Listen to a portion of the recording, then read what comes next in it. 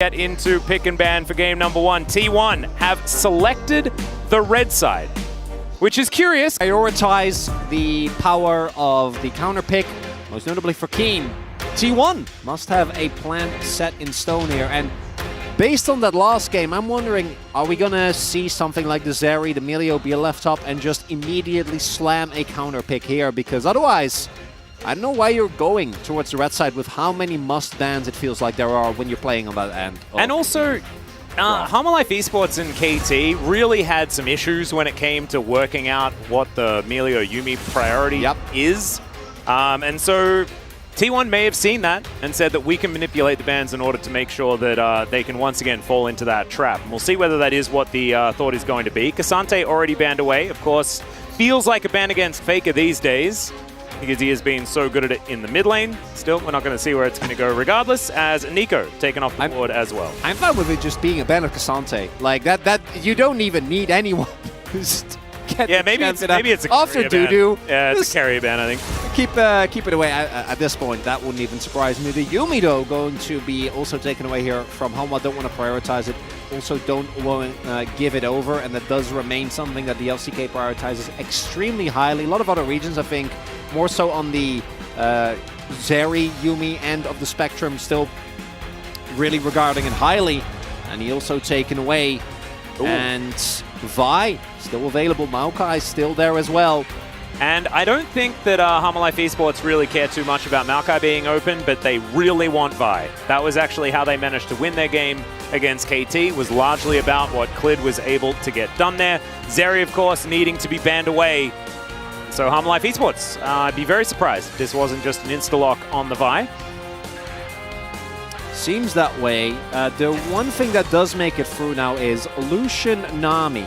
Oh. For Guma and Keria. Would you say that Gumayushi Keria is one of the bottom lanes that plays Lucian Nami quite well? In fact, I would, Atlas. Would you hazard a guess that they're that good? That's interesting, okay. Bold statement. See how it holds up. As, never mind, they're not even going to play it. So we might just have Lucian Nami being picked up here by Life Esports. I feel like that could have been a potential misplay.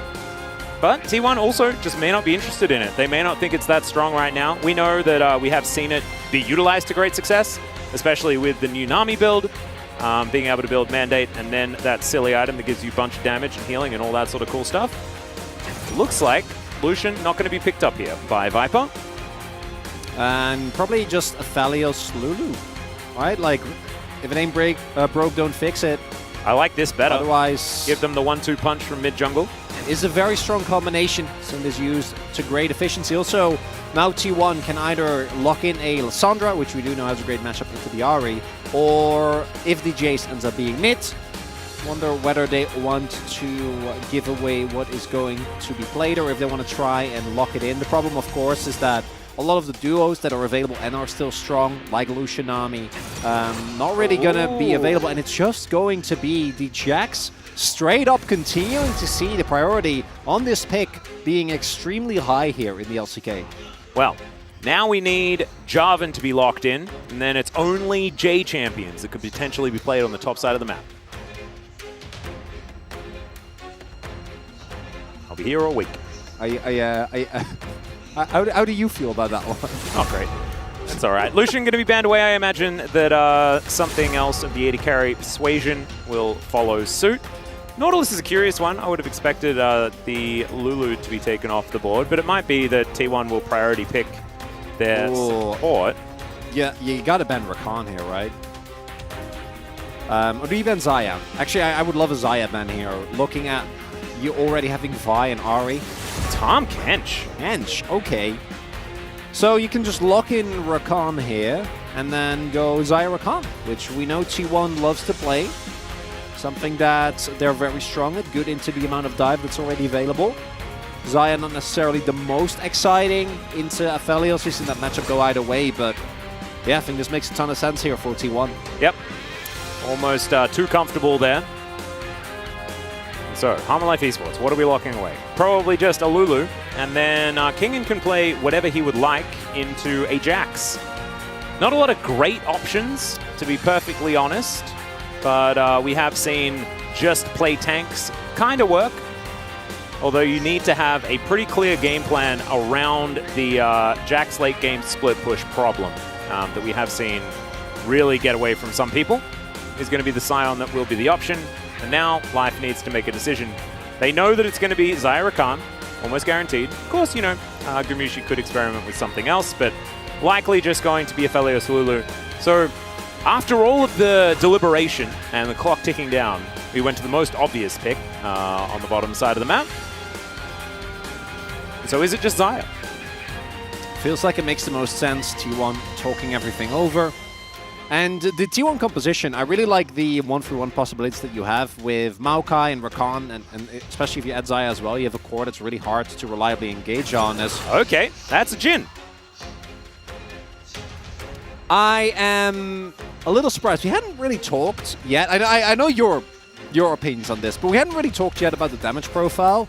Barring Owner going for a more AP-heavy build, which I don't think is in that great a spot at the moment. This is a full AD comp. And adding a Jhin to that really... That does a curveball thrown by T1. Like, the poke is really good, right? Between Jace and Jhin and Maokai, particularly if you go AP, but we're seeing some grins. I don't know. I feel like the Zaya was great in that situation. Zaya kind of okay she shreds tanks relatively well. The thing that you generally say about Jhin is that if they're 20 minutes, let's jump into game number 1.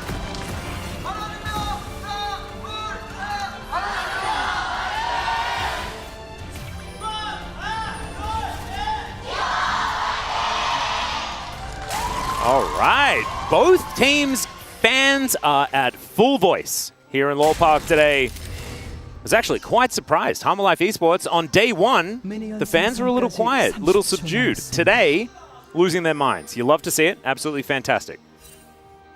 T1, though, let's see how they're going to bounce back from MSI. A lot of learnings to come from this particular game. I'm personally, and this is the problem, Chronicler, with you know, me being on this desk for this game, is that I just don't like Jhin very much. It is paired with Maokai, though, which helps a little bit, right? Nah. No, that's I feel like Jhin doesn't do enough stuff. Doesn't do enough things. Well, if you're if there's anyone that can convince me that Jhin is a good champion, it's probably Gumayushi, right? Well, you say that, but then I don't want to bring up some unresolved trauma for T1 fans, but I remember a certain finals in 2022. The Yuumi was banned! The Yuumi was banned! In Game 5 was not well received as, oh god, Clid in trouble here. Yeah, Owner already coming on over. Bramble Smash going to come down as the Wolves are going to turn over to the tree, but it doesn't look like Clid's going to be able to do too much about it as bit of a face-off here. One brush each as we're sweeping. All right. Viper going to step out first. Gumayushi carrier. Will they go for the minions? The answer is yes. And the dancing grenade, sorry, going to be able to do that. So Guma and Carrier are going to try and strike the right balance here, because you don't want to shove at all, because if you shove in, you are a sitting duck for Clid, who you know is going to be on the bot side of the map. Clid might be looking for vertical jungle as Faker. This is really good, right? If he's able to, as I say, the end of the trade not really going his way, but if he's able to get an early lead and get Cryo, it means that Clid finding any counterplay to the early invade that Owner got is going to be a lot harder. And for the same reason, Guma and Carrier want to try and still contest without shoving in.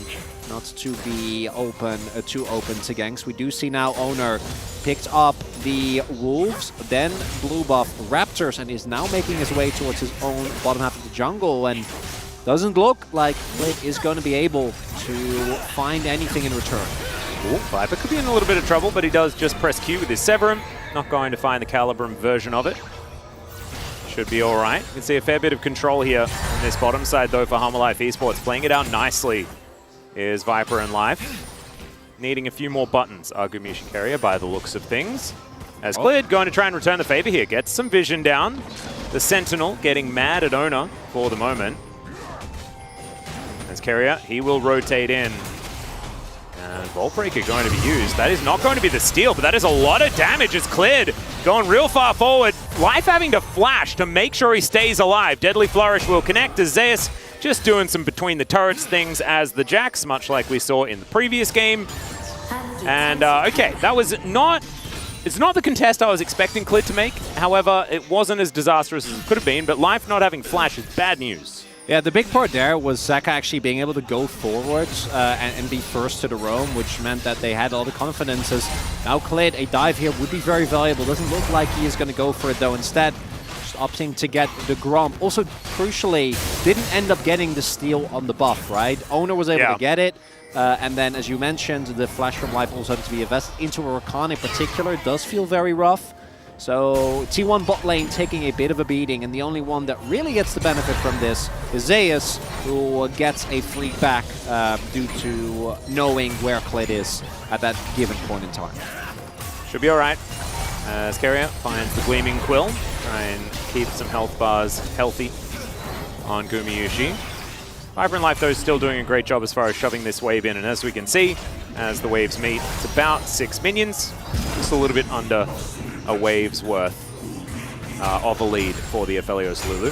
Kingen having a good time as hunking slab of metal here towards the top lane. But Zeus is Jax, and if there is minion parity between these two, then it is good news for the Jax player, and with that big wave that is crashing forward, I think that he should be at exactly that. Mid lane Zeka was actually being able to answer Faker quite well. We saw that early aggression coming out from Faker, but Zeka kind of standing his ground, being able to edge back on that trade, and like you say, managing to get some priority when you could see that Faker was definitely playing for it. He used most of his minion wave, most of his mana bar on the minion wave in order to get the shove.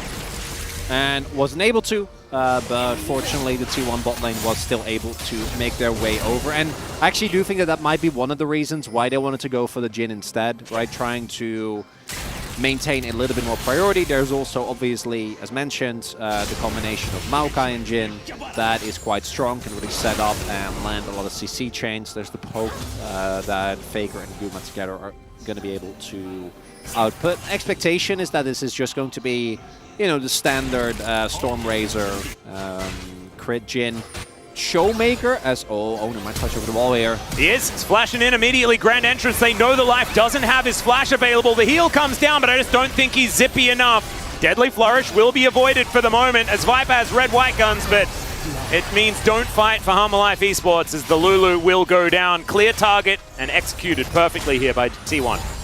Great job here. The entire river is warded, right? And there is also a ward in the Tri-Brush. So Humble Life feels so safe because the early laning phase actually has been going really well for them. You are winning the early laning phase with a call. So you're feeling amazing there. Picked up an early plate as well, but Owner able to dodge out on the vision as that cancel. Cancel would have been really big. Not going to be the case. Viper, fortunately for him, is able to make his way back.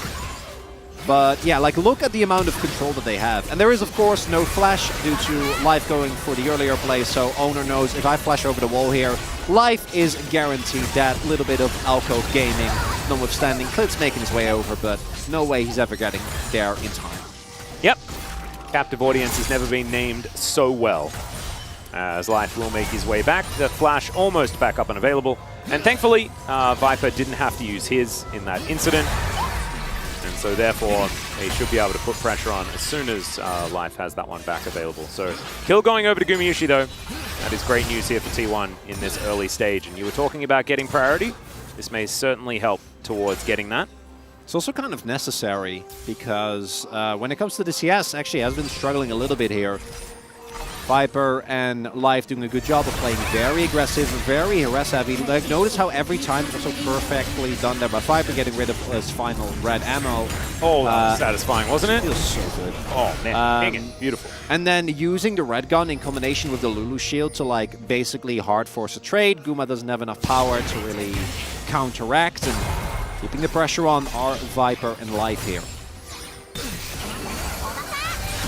I just kind of want to keep the camera down on the bottom side of the it's map. fun, right? I feel like this is where the most intricate gameplay is happening. I did like the dopamine hit on top, though. Yeah, that's fine. That's big. When the wave just crashes into a Scion and he charges Q, we can scan up there. Nice. Otherwise, we just watch this. Yeah. And then I think that's the ideal. game of League of Legends today. Ooh, Dancing Grenade, max value. Like that one a lot. Viper not going to be too worried about it. Some decent guns for adding a bit of extra harass. As Zeus just having the time of his life, man. Yeah, he's having the best of times. Klid and Zeka now, both level, or ultimates available, Zeka level 8, Klid level 6. So if you're Hanwha, I think ideally you'd be trying to look towards a play, maybe on Faker and mid, doesn't have his flash available, maybe even on Owner if you can find a hard engage around an early objective, because neither team has been contesting those just yet. Would expect the first action to go down towards either that Dragon or possibly the Herald. The Herald has been alive for over a minute. No one's been there just yet. It's Gumiushi being left alone. Just a little bit of a return to home, though, for Keria. Not going to be roaming around just yet. And it has been quite subdued. And we start to get used to action in our T1 games here in the LCK, because they have been a little bit more aggressive than other teams in recent years. It's not this game. Yeah, and I do also think that in general T1 has been an aggressive team, but last split most notably was just because of the gap between Keria and really the rest of the league when it came to playing the AD carry supports. So yeah, that's true. The amount of laning pressure that they had was literally unmatched by anyone, and really stifled a lot of drafts. You basically had to ban Ashe, and then started to have to also ban Caitlyn, and like it was this whole kind of train that didn't go the way that you wanted. But last year in spring it was mostly team fighting that T1 showcased a lot of promise in. Might see that here as well. Zeus is going to go for his ultimate here. Yeah, Life actually in position, does have Wild Growth available as Keria, clearing out vision around the Rift Herald, and it looks like we're going to have an agreement. Remember, the train moves faster than a Jax. So we could have Kingen turn up a little bit sooner. Does have teleport coming right off cooldown. Will be a couple of seconds before Zeus is up and available. As Viper's just gone back home. He wants none of this. Too many shenanigans. You don't want that. And as a result, T1's also like, oh, okay. I guess we're letting it go. I guess no one wants it. Like, maybe it's not cool now. Like, you know how when, you know, you're fighting over something and then you find out that, or you want something and you find out, like, your little brother wants it as well, and you're like, oh, it's less cool now, or something like that. Maybe it's a similar situation. Or it's the opposite. Like, you don't want it, but then they want it, and you're like, no, I want it as well. Yeah, but then we might see nobody it else happen wants later. it. Yeah, yeah. But right now, no one Oh, wants. yeah. So it's like, you want it. Then I want it. He wants it, and then you want it, and then he's like, well, now I don't want it because you want it. Yeah. And then because he doesn't want it, you Okay, so now, does T1 want Herald? Because they know this is going on. It looks like the answer is no. They instead are going to trade.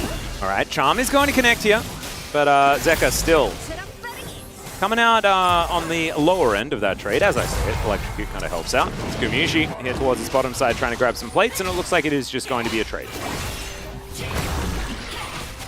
Just a trade. Yeah. Still one that T1 are probably okay with, especially with that cannon minion going into the nether. Still, Viper will deny this second plate. That is certainly good for Hanwha Life Esports. And between the Herald still being available, actually, never mind, not being available, going to be thrown down mid here. I think only Klid getting the gold, though. That is a... Yeah, Zeka was kind of nowhere near that. So. Yeah. Not my favorite use of Herald, but Klid probably going to be able to use that money to finish his Sunderer. Zeus also, and we're starting to see the first item purchase come through. Sunderer done, as mentioned, for Zeus. And that's really big. Storm Razor now going to be done here. And Viper definitely going to want back as well. Does have his Cole, so should have no problem at all finishing that. But there's no objective on the map. So it might be a little bit of time before we actually see some fighting over the, or on Summoner's Rift rather, because right now both teams are very clearly happy taking it very easy. Yeah, very slowly, maybe 4 minutes, but maybe not, because maybe no one cares about Chemtech It is Drake. just a Chemtech Drake. Just a random Chemtech Drake. Okay, I've got a quiz question for you. Is Charm is going to connect here onto Faker? Nicely done. Faker going to utilize the fact that he was closer to Zeka in order to walk up menacingly, but isn't going to find the Shock Blast. And in the end, not a whole lot is going to happen. But This is my question for you, Chronicler. Which is a better damage item? Divine Sundra or Sunfire Cape? Normally Sunfire Cape, but specifically into tanks, I'm leaning Sunderer. I know Orcs might not agree with me on this. But, you know, sometimes that's just how it goes. Yeah, I'm not sure. That's why I asked you the question. Yeah, I think specifically the amount of sustain you get from Sunderer in like these longer, drawn-out laning situations, added to the fact that Sign obviously is going to stack an absolutely ludicrous amount of health. Going to get a lot of value from that. Yep. As Zeka is just going to get hammered back. Okay, in goes Cleared. Faker is dead. Zeka picks up that kill and he's out of there. No Nature's Grasp going to connect either. And that is the Bramble Smash back, but nothing that Owner can do. The mid laner already down. Beautifully done there by Hanwha Life. Quick combo, Clit showcasing again what he can do on this Vi. Was able to get the win against KT with it as well. Not hesitating for a second there. And Hanwha Life able to pull ahead in the gold. T1 will get an invade off, but not going to feel too great about that trade in the grand scheme of things. And T1, a lot of the trademark aggression, early game dominance that we've come to expect from this team. My Vigil. Yeah, nowhere to be seen here in this game number one. Whew. Well, Viper is certainly feeling a bit antsy here towards this bottom side. Let's see what he can get done towards this turret, as Gumushi not going to find the Deadly Flourish, as Viper doesn't hit the Q either. And they are just going to both back away as the minions are going to dissipate. Hanwha, I can feel a bit of hunger. I can feel a bit of something. Something in the water, something a brewing. And I can feel it on T1 side as well, as Faker's roaming down. They are on a ward though, so Hanwha Life with full information. Really nice Shock Blast there as Viper goes down below 50%. Ooh, Kled. I love this. Setting up a trap here. Oh, very cute positioning. Vault Breaker does come out as Faker should be able to get out of this. Does have to use the flash in order to get away, as the charm is going to miss. Twisted Advance from Owner going to save him from that one. Just narrowly avoiding a whole bunch of these issues on both sides of the rift. That is the power of Vi Ahri right there. And you see for a second there, like, oh, can we go in here? But Viper and Life were roaming up through river, whereas Guma and Carrier were just on a back. So no opportunity there. The fact that Faker actually susses this out, right? I think he walked past a control ward that was in the little brush on the entrance, kind of tipped him off. Walked back because of that Q hit. He is 100% dead, but still a big win for Hanwha Life. The Fleshless Faker are going to be a very easy target for Klid and Zeka to pick off. See whether they can actually get around and take him down, as 40 seconds on the Drake, the first neutral objective that's going to be coming up. Minute and a half on the Herald. Baron going to be following, of course.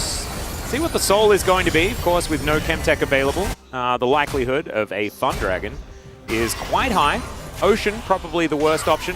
Cloud, obviously the best. And then you could have Hextech or Infernal, which are also kind of cool. As Viper's going to move back down again. Okay, does have to get out of the way of Carrier. Still, doesn't have to burn anything for it. It was pretty cute. Life had his finger on the trigger. And look at the control here. Zeka is going to be backing here.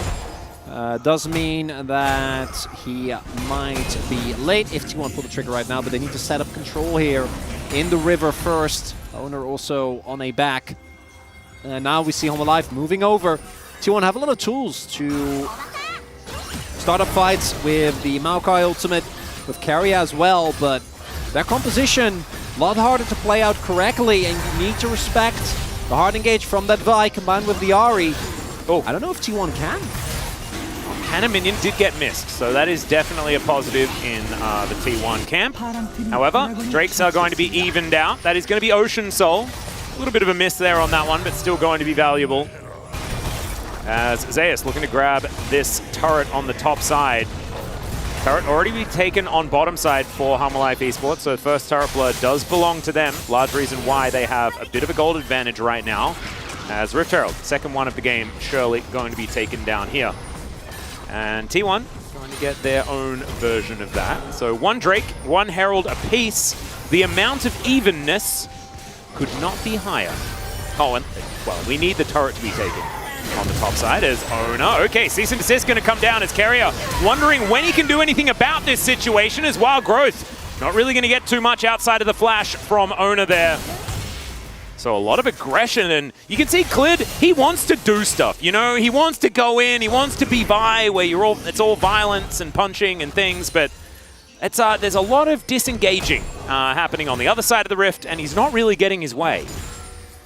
No, unfortunately for Clid, does keep finding targets to ult, but they keep getting away from him. There he goes in, but Viper, his movement on Aphelios has just been great life. Trusty Really? companion there. Yeah, I don't know whether that was Storm Razor movement speed, but it really does show that you have a bit of extra movement speed. Yeah. Or AD carry, and he's being piloted by someone like Viper. It's just, yeah, it's pretty good. You know, just Lulu alone can lead Yeah. to some silly situations. Add the current level of Storm Razor to it, and it's Pretty yeah, cool. it's good. And a Zeal. Just a whole lot of zooming Yeah. from Viper here, and we'll see whether that is going to be a difference maker, because thus far T1, they got the one play on bot side. That works out nicely, but besides that, it's been Hanwha calling the shots, and I do think that T1 has a decent comp when it comes to counter-engaging, but if they are just going to let Hanwha set the pace of the game, they're also somewhat relying on them to maybe make a mistake. Yep. Oh, he's also taking fleet footwork. I mean, there's a lot of walking fast. As Clid going to go in, cease and desist back up and available once again as Shirley Look at King come down. Okay, another Vault Breaker is going to come forward. Clid going for an engage onto Ona, not exactly the optimal target as the train is going to drive completely past. The curtains have been called and Viper is sniped by the first one. Kingen going to stand in front of the rest as he gets Wild Growth. Nice charm. Will connect onto Ona, but now he's going to try and engage. He goes down as Kingen is just being a punching bag, but he's taken it, at least for the moment. The final shot will come through for Gumayushi, but they trade it. Zeus is going to go down. Gumayushi's still there, still strong. Deals with the zombie for the moment, and I think they're going to be able to take down this turret. They will be able to do so. I don't know who won. Who won, Chronicle? I think it was T1? T1, because they get the turret, but that was a very tense back and forth. Comes down to a couple of individual heroics. Zeka hitting a really big charm onto Owner there towards the middle of the fight. Zeus flashing forward and getting Counter-Strike. So starts off with them engaging on Owner. You know that Hanwha looking for this because look at the positioning of their science. So go in, Q hits, but Owner obviously very tanky. And the ultimate, only it's Guma from Viper. And then the re-engage from T1 here looks great, but their problem is the only one they're hitting is a Wild Growth Scion. And as mentioned, Zeka going for the re-engage, and then here things look a little bit dicey. Great flash from Clid there, because if he gets knocked up as well, he's in trouble. But then, the Zeus flash. yeah, that Zeus flash combined with Faker's Shock Blast is what actually gets T1 in a good position, because if Zeus flashes and like Faker doesn't hit that Shock Blast, like Viper's fine, they probably don't get the turret, although Viper was still fairly low. And then might be Hanwha that walk away with the win there. Yeah, Faker actually hit Viper with 2 shock blasts, and he was dead in that fight. 2 rotations of the ability. Nicely done. The Counter-Strike flash, really nice from Zeus though to set it up. So, Hanwha Life Esports, they do go 2 for 2 in the fight, so it's not necessarily like too much has really changed. 600 gold. Look, it is a margin, and it is one in an advantageous position. Yeah. But with everything else that has happened, it is still anyone's game right now. It's still very even as Kingen just walking up towards Zeus. He's got a Bramble Vest, so probably feeling all right about the whole situation. Just charge up the Sunfire Cape and get to work, I guess. Yeah, I think once we get Cleaver, Zeus is going to feel a little bit better about the longer trades, and then past that point, every item you finish is going to tilt it further and further in Jax's favor. But right now, the best damage item in the game, Sunfire, combined with an almost finished 4-mil, is going to do more than enough. Just Bramble and the amount of health that Sion gets, plus his shield's going to make it hard to trade. Kingen is about 25% of health down, but as mentioned, the actual ways of T1 to get through this Sion's health bar are not amazing. Carry on a flank angle here. Let's get spotted. Yep, Troll Ward does go over the wall. Carrier is going to vacate. Battle Dances over towards Ona. Deadly Flourish connects onto the Sion. And that ward does spot Zekka out, breaks his Banshee's Veil already. The charm is going to miss Carrier, but lands onto the Dragon. As Zeus looking for that flank angle. Clid also doing the same thing. Clid, this is what so many pro players say is the scariest thing about it. The fact that he could actually be anywhere. He is always flanking. As that Shock Blast just barely goes wide. Vault Breaker going to connect onto Zeus. Ults him as well as the Counter-Strike does come down. There's the Nature's Grasp, good charm to try and save Clid, but I don't know whether it's going to be enough. He needs the Wild Growth as well as the Vault Breaker. He looks for it, but he cannot actually get it back in time. And Clid is just going to go down. Humble Life Esports have to give this up. Unironical Jhin value there as Zeus hits the Counter-Strike. Guma gets the Flourish, locks down Clid, and then even if he would have been able to get away, I think that one is a bust for Hanwha Life. Has to use his resources just to try and keep his jungler alive. And of all the targets to go for, Zeus is definitely a rough one. The rest of the team not really ready to follow up. And when the Jax with Counter-Strike, who is up 2 levels, by the way, is not going to feel too threatened, right? That's the key thing here. Like, the rest of Hanwha isn't ready to immediately collapse. And Carrier and Owner are zoning. So... Oh, and I think Zekka's ultimate just came off cooldown as well. And so couldn't actually use it to get in position to follow up. It might have been a spectator bug, but that's what it looked like on the screen right here. Yeah, and it's understandable, right? You want to try. It doesn't really matter who is Faker. Yeah, this is what they wanted to happen, as Faker is going to get closed in on Fake. Clid is going to be able to grab him, and Moonlight Vigil has come down. Clid's still alive for the moment, gets a shield as well from the Lulu, and now he just gets punched back. That was cute, but another charm is going to connect. Zekka actually having a fantastic game right now, and Viper will collect the kill on the jungler in the Baron pit. And I think we have an idea as to what this means. Faker and Owner dead. You can see T1 still wanting to find something. A teleport back going to come in as Zeus. Oh, the lockdown! It's beautiful as Zekka needs to try and keep himself alive. He's going to be able to do so for the moment. Clid with some heroics, but they may have delayed the Baron. They may have done it, but no Carrier will fall down. And Hanwha just back to the job at hand. Do note, though, Owner and Faker, 10 seconds, and I think they have to give it up. vacate. Yeah, don't want to run the risk of getting taken down, and it takes a lot. All starts Too many off. risks have been taken this game, Chronicler. That's very true.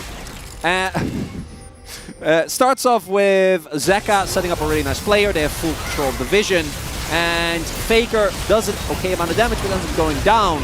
And then here, when you see Guma isn't in the fight from the get-go. Owner then gets targeted, at least keeps Zeus alive with a nice Bramble Smash there, but this is a great opportunity. Hanwha Life's like, we're going to go for this. And then it's Zeus on the Jax. If this teleports or this back goes through, like Zekka TP's in, and you're 100% never getting it done, so that cancel absolutely pivotal. Carrier also recognizing, flashing forward, drawing Hanwha Life away, taking away DPS from the Baron. And T1, they get away with it, but that was all Hanwha up until that point. And the game is actually just still dead even. Yeah. Completely even. What a great first game. This is kind of nutty. It's not really what I was expecting, right? Like, it was all going according to plan until we got to the R5 pick of the Jhin, and it kind of like, it put everything through a little bit of a loop. And as you can see, a bit of a heart monitor here as far as the gold graph is concerned. Perfect. Yeah, that's what you want to see. Balance in all things. Also how I imagine both team or both fans of either team are feeling at the moment with how this game is going. Yeah. And I don't know. Like, who do you think is actually going to win this game? So, if I had to ask you right now. At this point, let's hold up. All right. R button going to be pressed here. As it connects onto the Scion, they're going to look for him here. As into the backline goes Carrier. He manages to find the Aphelios, but he gets a wild growth. It's a lot of damage, and Kingen was tanking for about 15 years. Zeus, he dives on top and he finds the Aphelios. Viper is dead already. Zeus goes golden to keep himself alive. All right, I take it all back. It's not Carrier POG, it's Zeus POG. He's going to get it this time. What a re-engage there from the Jax. KDA doesn't tell the full story. This combination of the Jax and the Rakan working out perfectly. Hanwha Life, though, they don't want to give up this Baron. They want to try and contest. Still have 4 people available, and Clid has Smite as well. It's not the fastest Baron in the world, but it is going down quickly enough. Kingen, not a massive health bar as Carrier tries to go forward. Full break, yes, he nails it! Clid What is this? All right, well, thanks for the leash, I guess. They lose the Aphelios, they get a Baron, they lose Clid, so maybe it's going to be a Drake now, but 43 seconds, I'm not entirely sure. This game's silly. It went from just so much not a lot to like just complete insanity so quickly, Chronicler. So we start by focusing on the only one that actually got hit, and then this is where it looks dicey for T1, right? The re-engage comes through, the flanks are there, Zeka and Clid are looking to close in, and then this moment here from Zeus ends up, I think, saving the game. I think if they actually get hard engaged on, they might lose. That's the Baron gone, then the base starts falling, all the turrets go down, but instead, they're able to go for the Baron. But then, Clid sidesteps the knock-up from Keria, and then just, who was a cucumber, cues into the Baron pit. And now, you know what the end result is? Well, dead I mean, the game is dead even, yeah.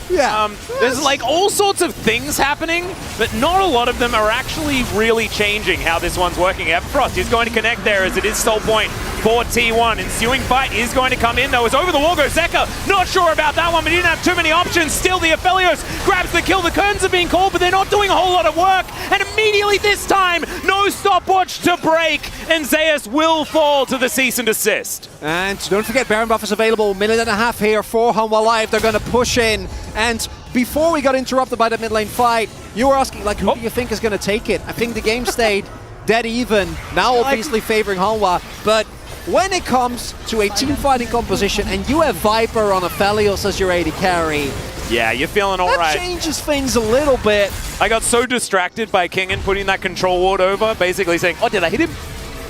That was very cute. It was very cute. You gotta know. That one tickles, you know? It's a nice play. They do manage to take the inner turret. This could be the first real advantage that we see in this game as we're going to check out the replay. So it was an attempted hard engagement. The charm to interrupt. Yeah. Because if Zeka dies, you can win this fight, but instead they're in the pit.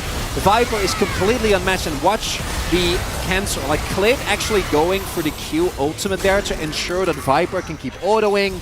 Really big there. And charm as well. Yeah, it's like I thought I was going to die. Don't worry, Zeka, we did too. I assure you, I was in the same boat, but played it out very, very nicely. And now, Hanwha Life Esports. It is a 2.2 thousand gold lead. And now, that might not sound like a large number. However, in this game, it's massive. It's as big as it's been. Yeah, this is the largest gold lead that we've seen by about 100% extra. Good math. I think I could have worded that a little bit more effectively, but that's fine. Zeus is going to even it out just a little bit, though, by taking this outer turret on the bottom side of the map. That's good. I was getting worried that we would lose our equilibrium. I know. So we're gonna pull it back. It really did stretch, and I imagine a lot of people were starting to feel a bit of motion sickness and things like this when things separate too much. It does get a little bit confusing. So don't worry. We brought it back as Vault Breaker being charged. Clid this time going to go out. I actually kind of thought, you know, most of the time in that situation when there's 4 people converging on a Vi, I'd think, oh, she's going to use it defensively. And Clid this game has not been doing that. Problem with what we're seeing for T1 here is that unless they are actually able to get damage down from Faker or Guma, or they straight up like multi-man get on top of Viper somehow, who his flash cooldown is still down, but that's not going to be for much longer. Taking Viper down is extremely hard. There is a Lulu, obviously, with heal and Wild Growth. He has his cleanse, flash about to come up, and he has stopwatch and B2. So the resources you need to actually kill Viper are plenty. Yeah. You're going to have to invest a lot, and with how Zeka in particular is also quite fed, going for a more damage-oriented build. It's a little bit in the middle between Horizon Focus and building towards what I think now will become a death cap. Are you just happy about Sighing? His health bar is too large. That's like over 5,000 health. Yeah. That's a lot of Jhin auto attacks. Think about the value that you get from Cut Down and Giant Slayer. Hey, Lord true. Dominance. There you go. And I mean, honestly, crit build isn't actually that. I mean, the actual person... But he just doesn't hit very often. Well, that's the point, right? Like, the actual person that can kill him is Zeus, but the amount of time you're not going to get. Yeah. It's going to take a very, very long time. Is Clid still looking here? Oh, yeah. I think he's been charging Vault Breaker all game. He just doesn't stop. There's Zeka. Does have ulti, so he's not in any threat of dying. Owner was in the area, just looking to see whether there's any opportunities. Baron going to be up again in under a minute, and a minute exactly, pretty much, for this Ocean Soul for T1, if they were able to get over there. The timings actually line up in a pretty interesting way, as T1 get to choose where they focus. Life Esports, I think the idea is get vision on Baron, then take Drake, then go back to try and contest for Baron, is what I would assume. But we'll see what the actual game plan is going to be. Kingen walks over a control ward, Zeus gets that information, and Kingen's going to catch the wave before actually taking that one down. There's also something that we mentioned at the top of the game, and we have to get back now that we're actually getting into late game territory, which is itemization for Hanwha is insanely easy. Oh. Viper's fine. I don't know why you'd be worried at all. No, I wasn't worried. Zeus. All right, there's cease and desist as the train's coming! All right, Zeus going to be able to get out of there. The charm lands, though. It's gorgeous. Another stopwatch picked up here, but I don't think it's going to save him. And down goes the Jax. He's been so heroic, but got caught out. Too many buttons for Life Esports to press. There you see the problem. Like, T1 needs to kind of have someone flank, but Life have done such an amazing job. And you know what? When a member down, when in doubt, just start Nash. Yeah. Drake is going to be taken here, but T1, I think they know that it's not going to be fast enough. That's a leash. And Kingen is going to come over with his 6 billion trillion health and just tank Baron for about 15 years. As Faker, not going to get hit by that one. Don't let Owner just flash in. Yeah, well, Curtain Call going to be coming in here. Okay, they do land the charm. They look for Carrier. They will be able to find him. Oh, he's not going to go down. It is. Owner got it! Owner's going to steal the Baron on the other side of things. That's 1-for-1 on Baron steals. Apparently, if you start the Baron, you are saying, we're not going to get it. We're giving it to you guys, is how that one goes. This game is I was too distracted by Carrier taking all of that damage. There's so much happening. The tree just lumbers in there and steals the Baron. That's a clean T1 Baron. So, really nicely done here. The vision control from Life leads to them being able to pick up Zeus. The distraction here set up by Carrier, as actually evidenced by you, works very well, right? He just flashed in, they had a bullet, and Faker had shock blast. It was actually beautifully coordinated. So what happens there is they, Life vacate the pit, thinking that the damage isn't there, right? The Baron is at like 3.5k health, but between the Jin bullets and the shock blasts, there is enough damage. It is very there. Oh my and God. The Maokai dies, so we're not going to see too much more afterwards. But now T1, they have Baron for another just over a minute and a half. Not sure how much they're going to really get done because they did lose a lot of map control. No Drake going to be up as now Viper, possibly in a precarious situation, but does have Lord Dom's, Gale Force. He's got his stopwatch. Oh man, this is a very scary Aphelios. I mean, it's similar on the side of Gumayushi. He's got pretty much the same items. And by pretty much, I mean exactly. As in they go, they look for the engage. Let's see how much damage Sion can take. Well, not that. Oh, never mind. Okay. Yeah, that's the whole kitchen sink, and it was almost enough to take him down. Had to flash, had to ult. Base. Yeah, I think that T1 are going to at least take this inhibitor. Moonlight Vigil goes wide. This is... Oh, Zaka's going to force at the very least a TP. Surely. He's definitely going to take this.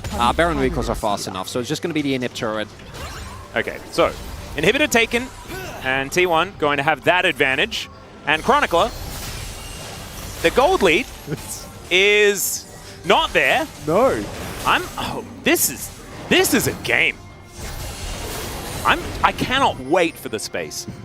I cannot wait for the space because what we need is like.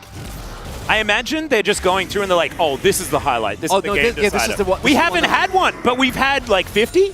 You know, there's like been so many game-defining moments, but they've just been back and forth, back and forth, back and forth, and we're going to need another one before we see the conclusion of this. Yeah, it feels like a whodunit where the point was we're gonna jam. Yeah, it's like too many plot twists. Too many as many twists. red herrings left and right. Jin's bad. Oh no, he's not. Oh, maybe he is. It's Night Shaman League. Baron Steel 1. Well, what about Baron Steel number 2? Aha! But have you heard of Baron Steel number 15? Okay, Clit is flanking. Well, he is flanking. Oh my goodness, Secret Agent Clit. I think he actually, seen. yeah, he's going to be seen on one of these plethora of. Oh no, he's not, because they knew about that one. Oh my god, they knew about that one. Okay, no, they know. Okay, the control war. But they know, and so now they definitely know. And now there's 4 people. Gumayushi. Oh, he's going to get flashed on cease and desist, but there's the stopwatch. Really nice. Everfrost is going to connect, but Clit is very much down to his GA. Now Viper, can you actually auto attack? As this is such an awkward position for a team fight. Clit's going to go down first, and now Kingen needs to block as many of these bullets as he can. I guess 1 or 2 is fine. And T1, they do kill the jungler, and they are going to have to be happy with that, I think, for now. That should possibly be the Soul going over. This is a Ocean Soul. Incredible amount of value here, particularly in side lane. But this game has really come down to team fighting Skuma. Oh dear, there's the dash. Okay, Gumayushi going to be okay for now. Not even close, baby. Yep, got the flash. That's big. That's what Hanwha are saying.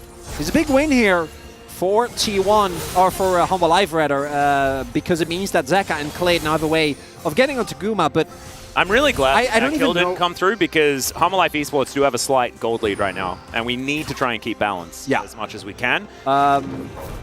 Clit is still dead, so this Drake is not. Yeah, that's Soul for sure. So Soul goes over to T1. Baron is about to spawn in a minute, so I assume either team now going to go for the back. Ocean Soul has been picked up, which is going to help out Owner, help out Zeus a ton. But when it comes to the gameplay, I feel the other way around it would be worse, as let's take another look at this. They know that he's there, and that, I think, gives them the time to adequately respond. Not sure about Karria's stopwatch, but Guma's obviously working out very well. Zeus also channeling his immediately, and again, comes down to that ward actually showing, and... Yeah, he said cover me, so I think he knew exactly what was happening. 바이. 앞에 화용공. 더블 걸었는데. Yep, just saying that there's blue ult on the Aphelios. And Gumayushi actually calling a lot. He gets engaged on, but knew exactly what was going to happen there as King completes a frozen heart. Oh my goodness. And this is something that, particularly in these long grueling games, is so important. The amount of reaction speed you have as a person, if you know something is coming, is incomparable, right? Like, if you're aware that there is a Vi waiting in the wings, it makes it so much easier. If you're ready to react exactly. much easier. And it makes it so that the play actually does end up working out. If Clit actually doesn't get spotted there, if that ward isn't there, and they just kill Guma and fight from there, might be a win for Hanwha, who are now making their way over. Zeka is going to have to deal with this double wave. Does have TP in case the fight does randomly break out. 45 seconds on the inhibitor. So the next wave, no super minions. So they've weathered the storm as far as that is concerned. Viper loses his shield. Oh no. Shock horror. Horrible. We're going to have another team fight. Okay, that's a nice shock blast, as Faker's starting to put some items together. Absolutely. I mean, Viper will get the majority of his health level. What about flip number 3? Yeah, if at first you don't succeed, try again, as the curtain call's going to come forward. It's taken by Aphelios. What? That's the wrong 80 carry to steal that one away, as Kingen is now massive, standing in the front line. Hanwha Life Esports, I think they just got away with the Baron. Yeah, that's it. This game's silly. They got it. And now all that T1 can do is back.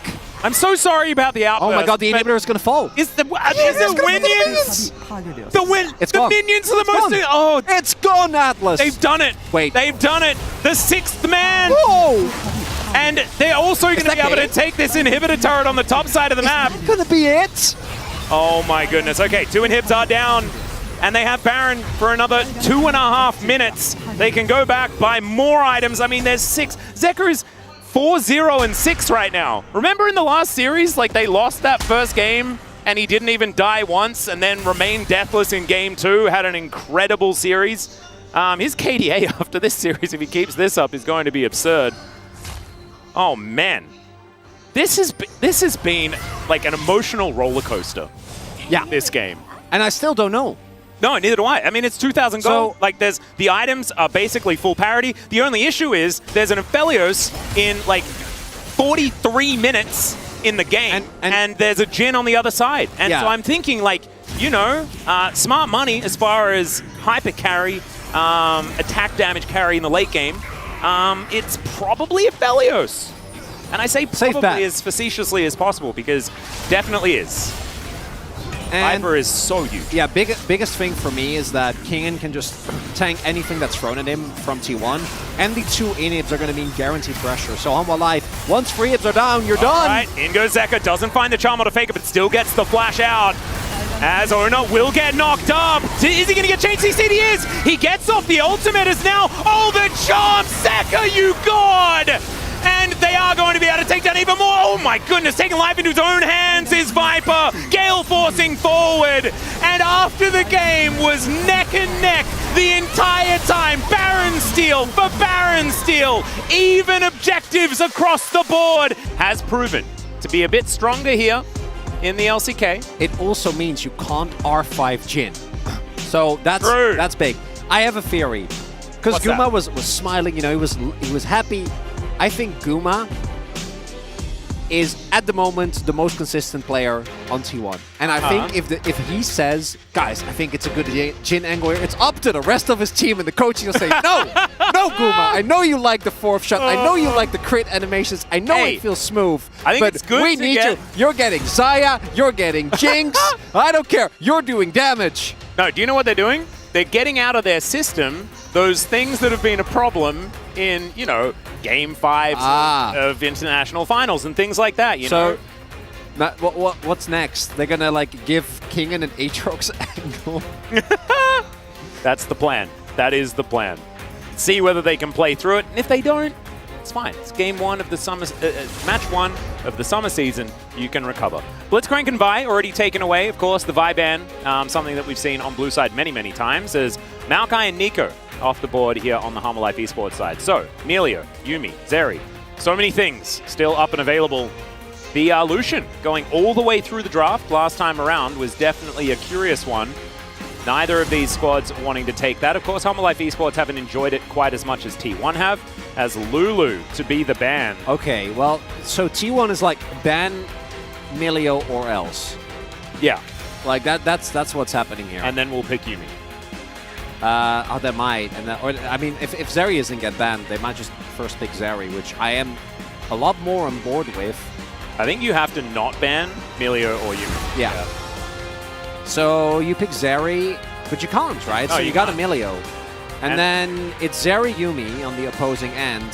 And then it's Draven Milio, and we see which one's more. I actually think it might be Lucian Milio. Ooh, that'd be fun. I like that.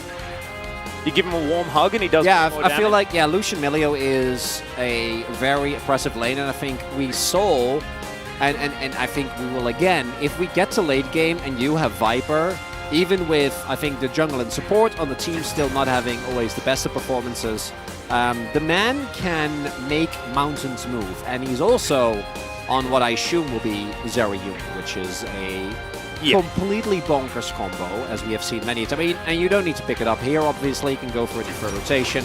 Get the Gragas instead here. Flex pick for Zeka and Kingen. Zeka having both an amazing game and a rough one on it, but no, it's going to be the Aphelios instead, so still prioritizing that. Oh. And we haven't talked about it yet, but that is a Cassante that makes it through the draft. Yeah, that's dangerous, of course. Could be in the hands of Faker or Zeus. The final pick on the Yuumi is no surprise whatsoever.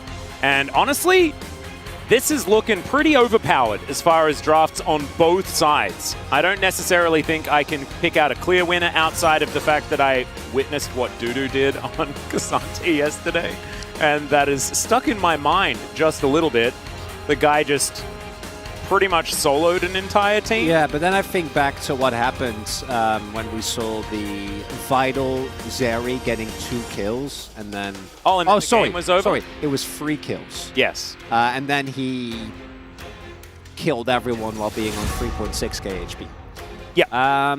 Not going to get taken away here, which is a signal that this is going to be a top lane Gragas. He does struggle in that matchup. As we have seen, Zeus obviously also a great Gnar player. T1 fans, I'm sure, rejoicing at the fact that Gumayusi has a champion that does, in fact, do damage. The shackles are off. He's out of the hyperbolic time chamber now, ready to do the damage. Maybe, like, you know, the what is it, the Dragon Ball Z armor, like the clothes, they take it off and it falls on the ground. The weighted. Yeah, it's heavy. Rock Lee from Naruto has that as well, where he yeah. does a drop and like they fall down. Everyone's like, what is he doing? He's flexing and it's like, yeah. Yeah. Well, that's what he's done, because now he has a champion. Oh, yeah. A lot of damage. Capabilities. Rock. No. Not allowed rock. Ooh, do we have paper? No, we don't. Because we could ban Gwen, and then it's, at least you got scissors. You have Papercraft and Ivia. Hey, there we go. Yeah. We just needed to ban an Ivia. Well, that's not happening. Bit of a fail. T1 have an opportunity to, but I don't think they will. I'm going to be looking at something else. We'll see what they do decide to take away. I think junglers could be an option. Worth a bit of a look. Maybe Viego, because Clid has been good on the champion in the past. Yeah, it's kind of tough because there's still so many. Like, Wukong is another one that comes to mind, but you can also give the... Okay, so that might mean it's Volibear, because I assume Humble Life will just lock in Viego here. Oh, Cat Bear. Oh, you're right. Well, I think Humble will lock Viego, because I think Viego is the stronger of the two. And then T1 is probably gonna go for the Volibear, but the Kindred is also a possibility. You already have Frontline, and Kindred obviously into Viego can negate a lot of what makes the champion strong. You are picking into Gragas though, so I do think that is something that really devalues the pick. Jace is still available as well, which obviously a lot of people on T1 like, and instead, ooh, what's it gonna be for Owner? I wouldn't mind the Kha'Zix given the tanky nature of the Cassante, as no surprises. Cassante going into the hands of Faker in that mid lane. We know just how well he plays this champion. And it is once again the Jax for Zeus, who was so good in the last game despite the result. So, the answer, Poppy. Oh no, it's the no button. It's the you are not allowed to play Jax, as it turns out. No, you gotta sell skins. Did I will it into existence? No. Poppy is so good. Poppy's actually so broken here. Okay, Sion is going to be the lock-in. Kingen just really liked the amount of health that he got. And, you know, survived in the matchup quite nicely. So that is going to be it. And honestly, the game isn't about him. So really, they just needed a beefy frontline. Yes, Poppy's pretty tanky, but no one is as tanky as Sion. Outside of the fact that he's now into an affiliate. Well, that's a pretty big fact. Yeah. And I think the Poppy, particularly into champions like Sedge, Jax, and Cassante, really make it a lot harder for T1 to play proactively. They're still going to be able to play around Guma, and I expect him to go Stormrazor and just run at people with Emilio on his back. But I've got a suggestion. Yeah. How about, because T1 have now gone total AD once again, yeah, what if Zeka goes tank as well and just builds all armor? Well, but then I guess they have Zeri, so they're not really full AD. Yeah. Because, you know, Zeri Yumi is basically mixed damage. Yeah, but if you build damage and you hit one cask on the Phalios, he doesn't really get to play the game. True. That is true. So maybe that's better. We'll see. He might end up going tank. The idea of more Sunfire capes kind of... That's what... Sunfire and Abyssal? Yeah. Yeah. No, it's just absurd. This is dangerous. It's a gamble being taken on both sides of the rift. And we'll see who is going to be able to come out on top. As T1, this time, the Aphelios in the hands of Gumayusi, one of his favorite champions. He's being very outspoken about it. See how he goes. We hop into the rift for game 2.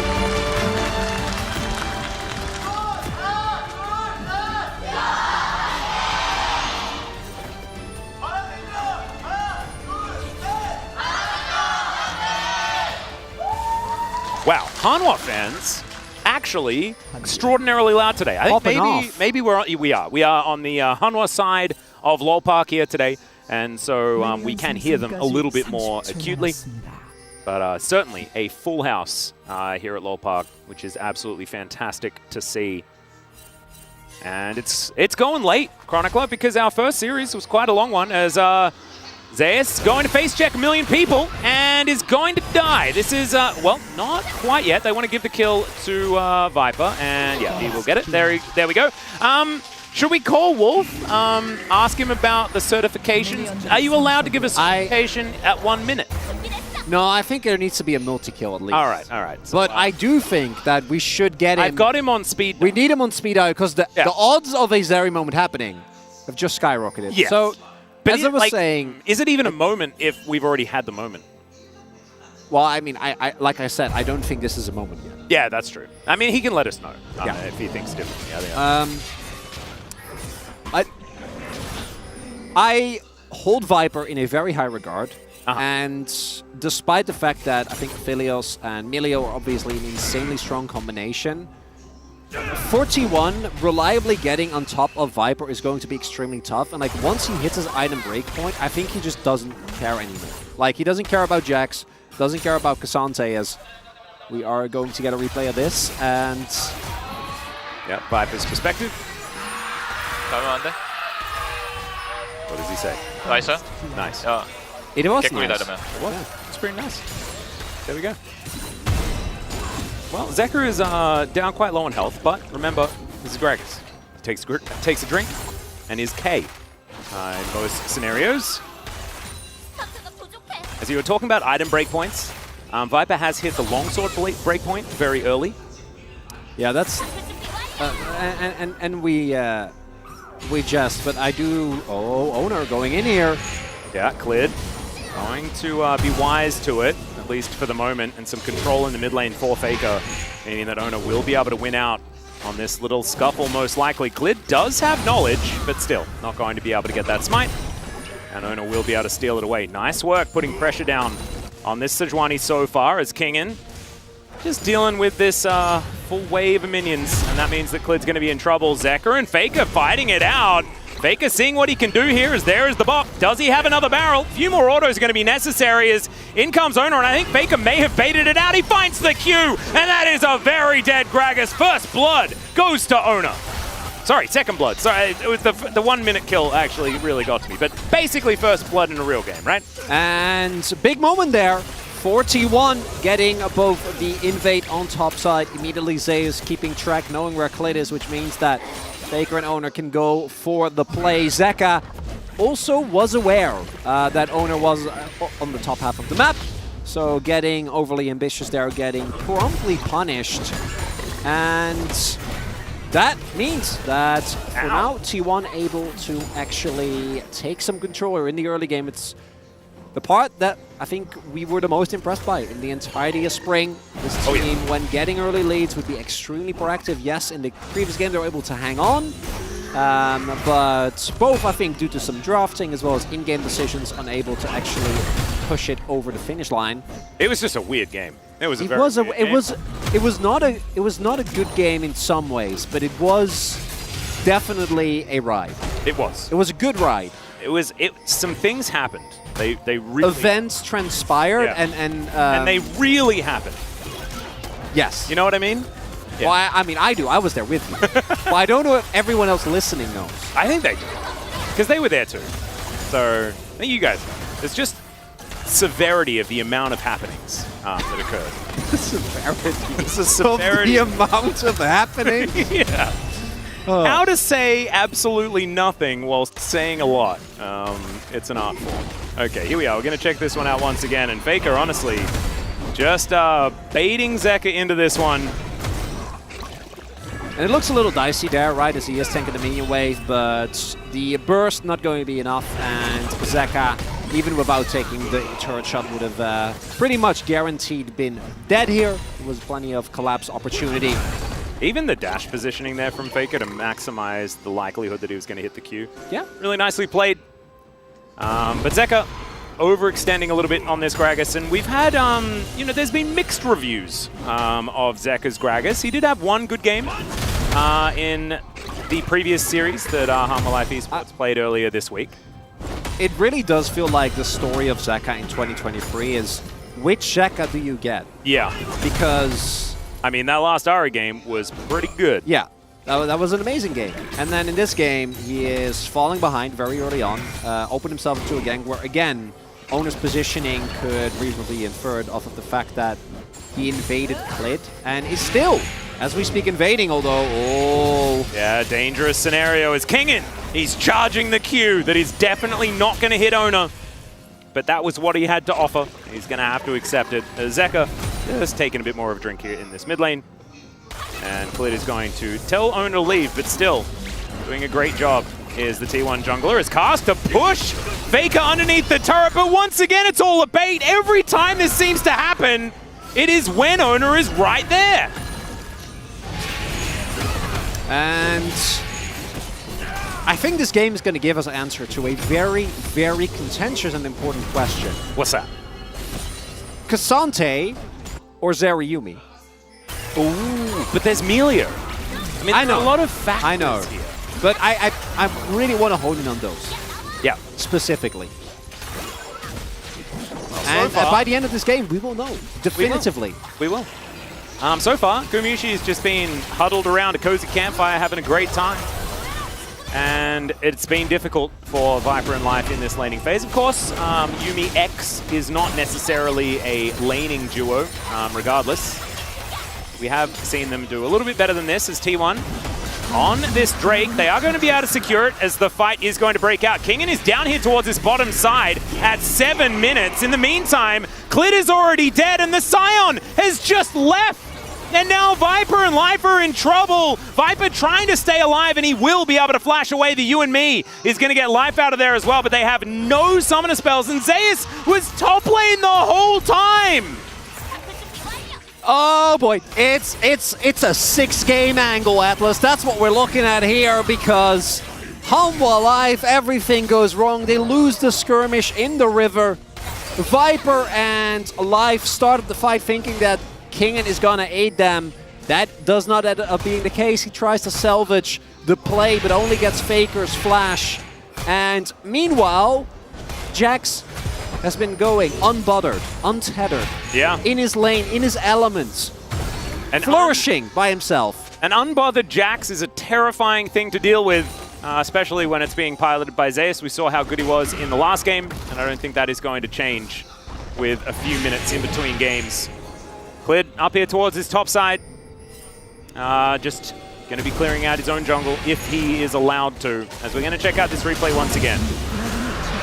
Oh, and really nicely done. Yeah, we are throwing some damage down into Cassante, who could not care less. And Kingen coming in here is understandable, otherwise Zeka definitely dies. But the problem is that, meanwhile, while that is happening, because of him making that decision, his bot lane ends up getting chunked out, having to use the flash, having to use a bunch of summoners, which opens up for a lot more playmaking from T1. And with the turrets the way that they are, Owner basically can drop it anywhere and probably get a first turret blood, and it is a across-the-board gold lead here. Well, Faker is looking for Viper here. 1 versus 2 in theory, as Viper is going to press the ult button. Not sure about this, as Faker's going to get slowed down. Fair bit of damage is soaked by the mid laner of T1, and he is just unfettered, unbothered. I was worried you're going to say damage is being done. Like, that's not sarcastic enough, Atlas. Yeah. Oh my god. All right, we're going to kick a ball, and Viper is going to just skate away. I think that, you know, at least for the first 10, 20 minutes of the game, that's our answer right there. Yeah. It's Cassante. Yeah.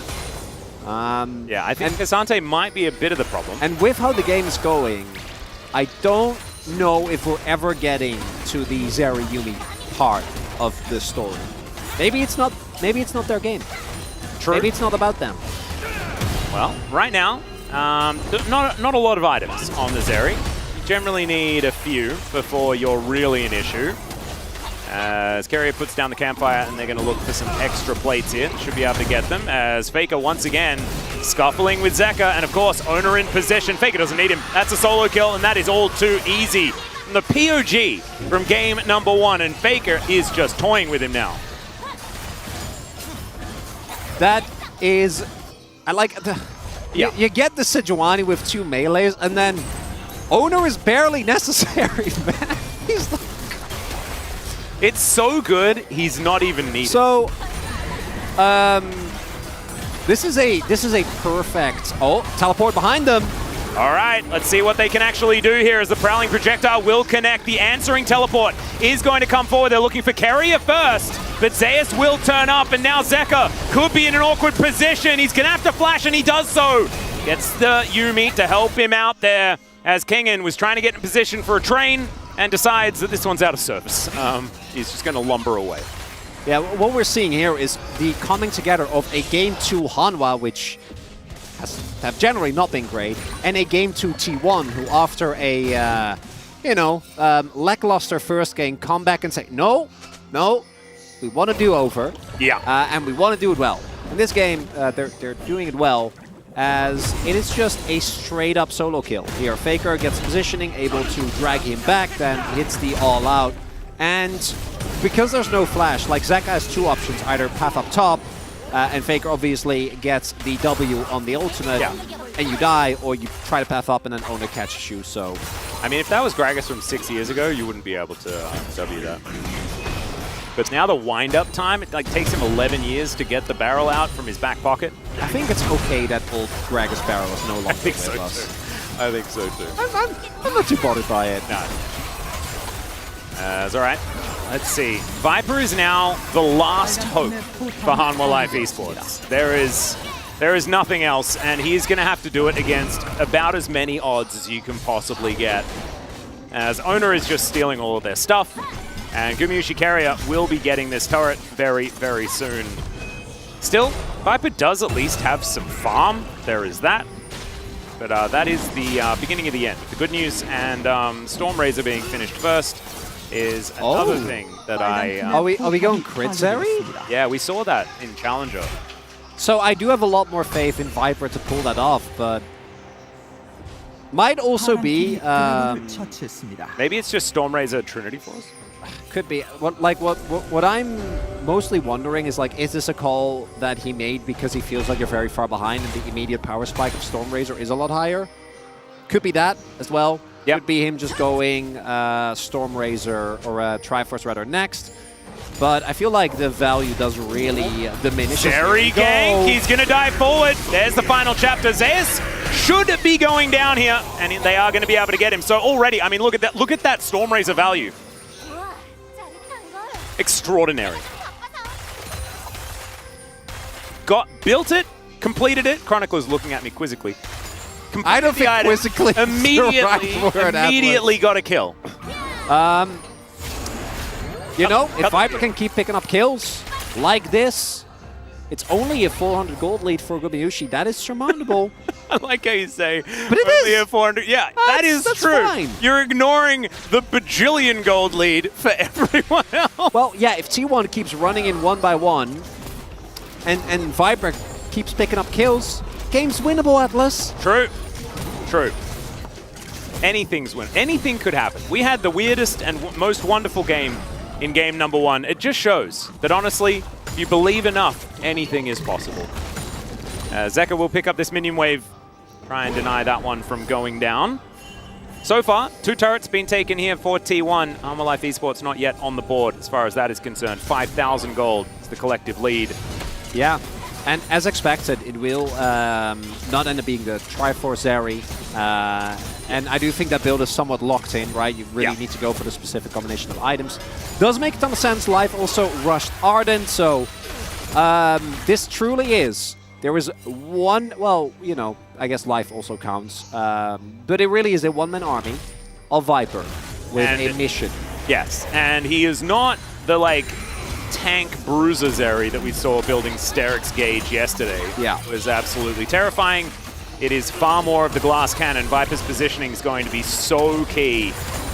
And he relies on the rest of his team to be able to actually soak so much of this. Everfrost almost to be completed here by Zeka. We have the best item in the game for Kingen already complete. But man, they are so far behind the curve as T1 will just grab themselves Shirley. She will help them knock down even more of these turrets. And Hanwha Life Esports just need to put like a pause. He's dead. T1. As, yeah, Zeus might be dead yet again. He does ult. As Kingen not going to be able to tank him forever as he gets the big ol' knock up. There's the Heartbreaker. Zeus is doing a bunch of work for a really long time. Can he get it? No, he can't. Not quite. But man, that was closer than it needed to be. And even though he doesn't end up getting the kill, this actually buys them a ton of time and should get them a second charge here, and I think also That's just the inner. So that's a very gold positive trade. Did Zeus have to die? No, probably not. Is that inner turret top, inner turret mid for Zeus and well, yeah. Well, I think the Zeri might be dead. He's going to survive for a bit longer, but nope, that's a cat dead as well, as now Zeka, he walked a little too close and he's going to have to flash. Get himself out of the way. Congratulations on the outer turret. I don't think Life Esports really liked the trade. Reports are back. It was, in fact, not worth on the extended play. Ah. Yeah. All right, I'm really glad someone did that calculation. I wasn't prepared. Well, no, you know, it's easy to get caught up in everything happening on the screen. Yeah, true. Huh. Yeah.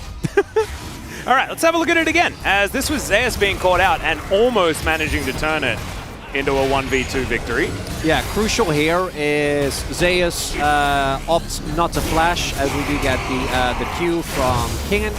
I think could have maybe gotten away, but I think he might just not have wanted to use his flash. And also, as mentioned, I do truly believe that the call is also like, if they're two-manning me here, plays fine, as Faker is making sure that the PH, you know, he's already kind of locked in, but he just wants to really hammer it in. That'll lock it in. Or just like, oh, okay. Yeah. Cassante gets the job done. So, next time around, we're gonna, I like the experiment, you know? Like, this is the first game back. Like, maybe Faker is out of practice. Maybe he's been focusing on other champions. I mean, it's a silly thing to think. However, you know, maybe until it's reality. But now, never let him play that champion again. He's too good. It was the first ban in game number 1. And I think that one of the bans and surely between the exhibition put on by Dudu yesterday and now Faker, we can collectively learn that what our pro players are able to, and not just our, but like what pro players are able to do with this champion, it's too much. Oh, you can't outplay it, you can't outsmart it. Just ban it. Yeah. Just take the hit. I mean, that's exactly what you said. You can outplay it. You can by banning it by not letting it into your game. And that is a power that you do have. It's a lot of agency. As Gumayusi clears out the minion wave, there is a red buff to be taken. They're going to go for a bit of a reset first before they collect that one. And then 4.5 minutes on the Cloud Soul availability for T1. Baron going to be up in a minute's time as well. And this is a T1 game. Obviously, we're going to be looking towards the Baron as soon as it is going to be available. And I want to, like, you know these moments when you're in a game like this and there's a team that is definitely struggling at the hands of their opponents? It's times like this where we want to find the angles to talk about the miracle comebacks and all that sort of stuff.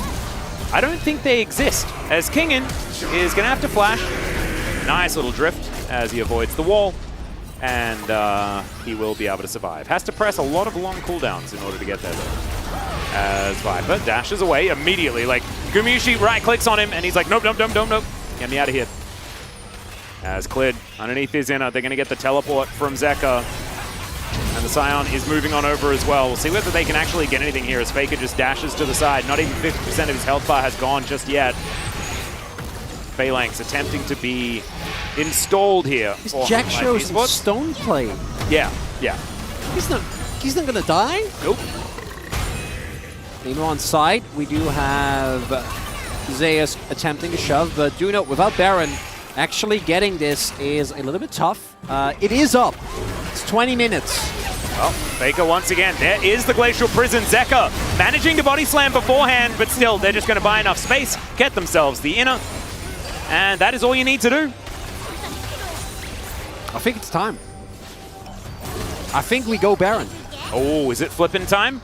Well, no, they are just collect almost time. Yeah, they are almost 8k gold up. There is you start it and then Life either responds and you engage and win, or they don't, and then you know you get Baron. You get Baron. Yeah, it's true.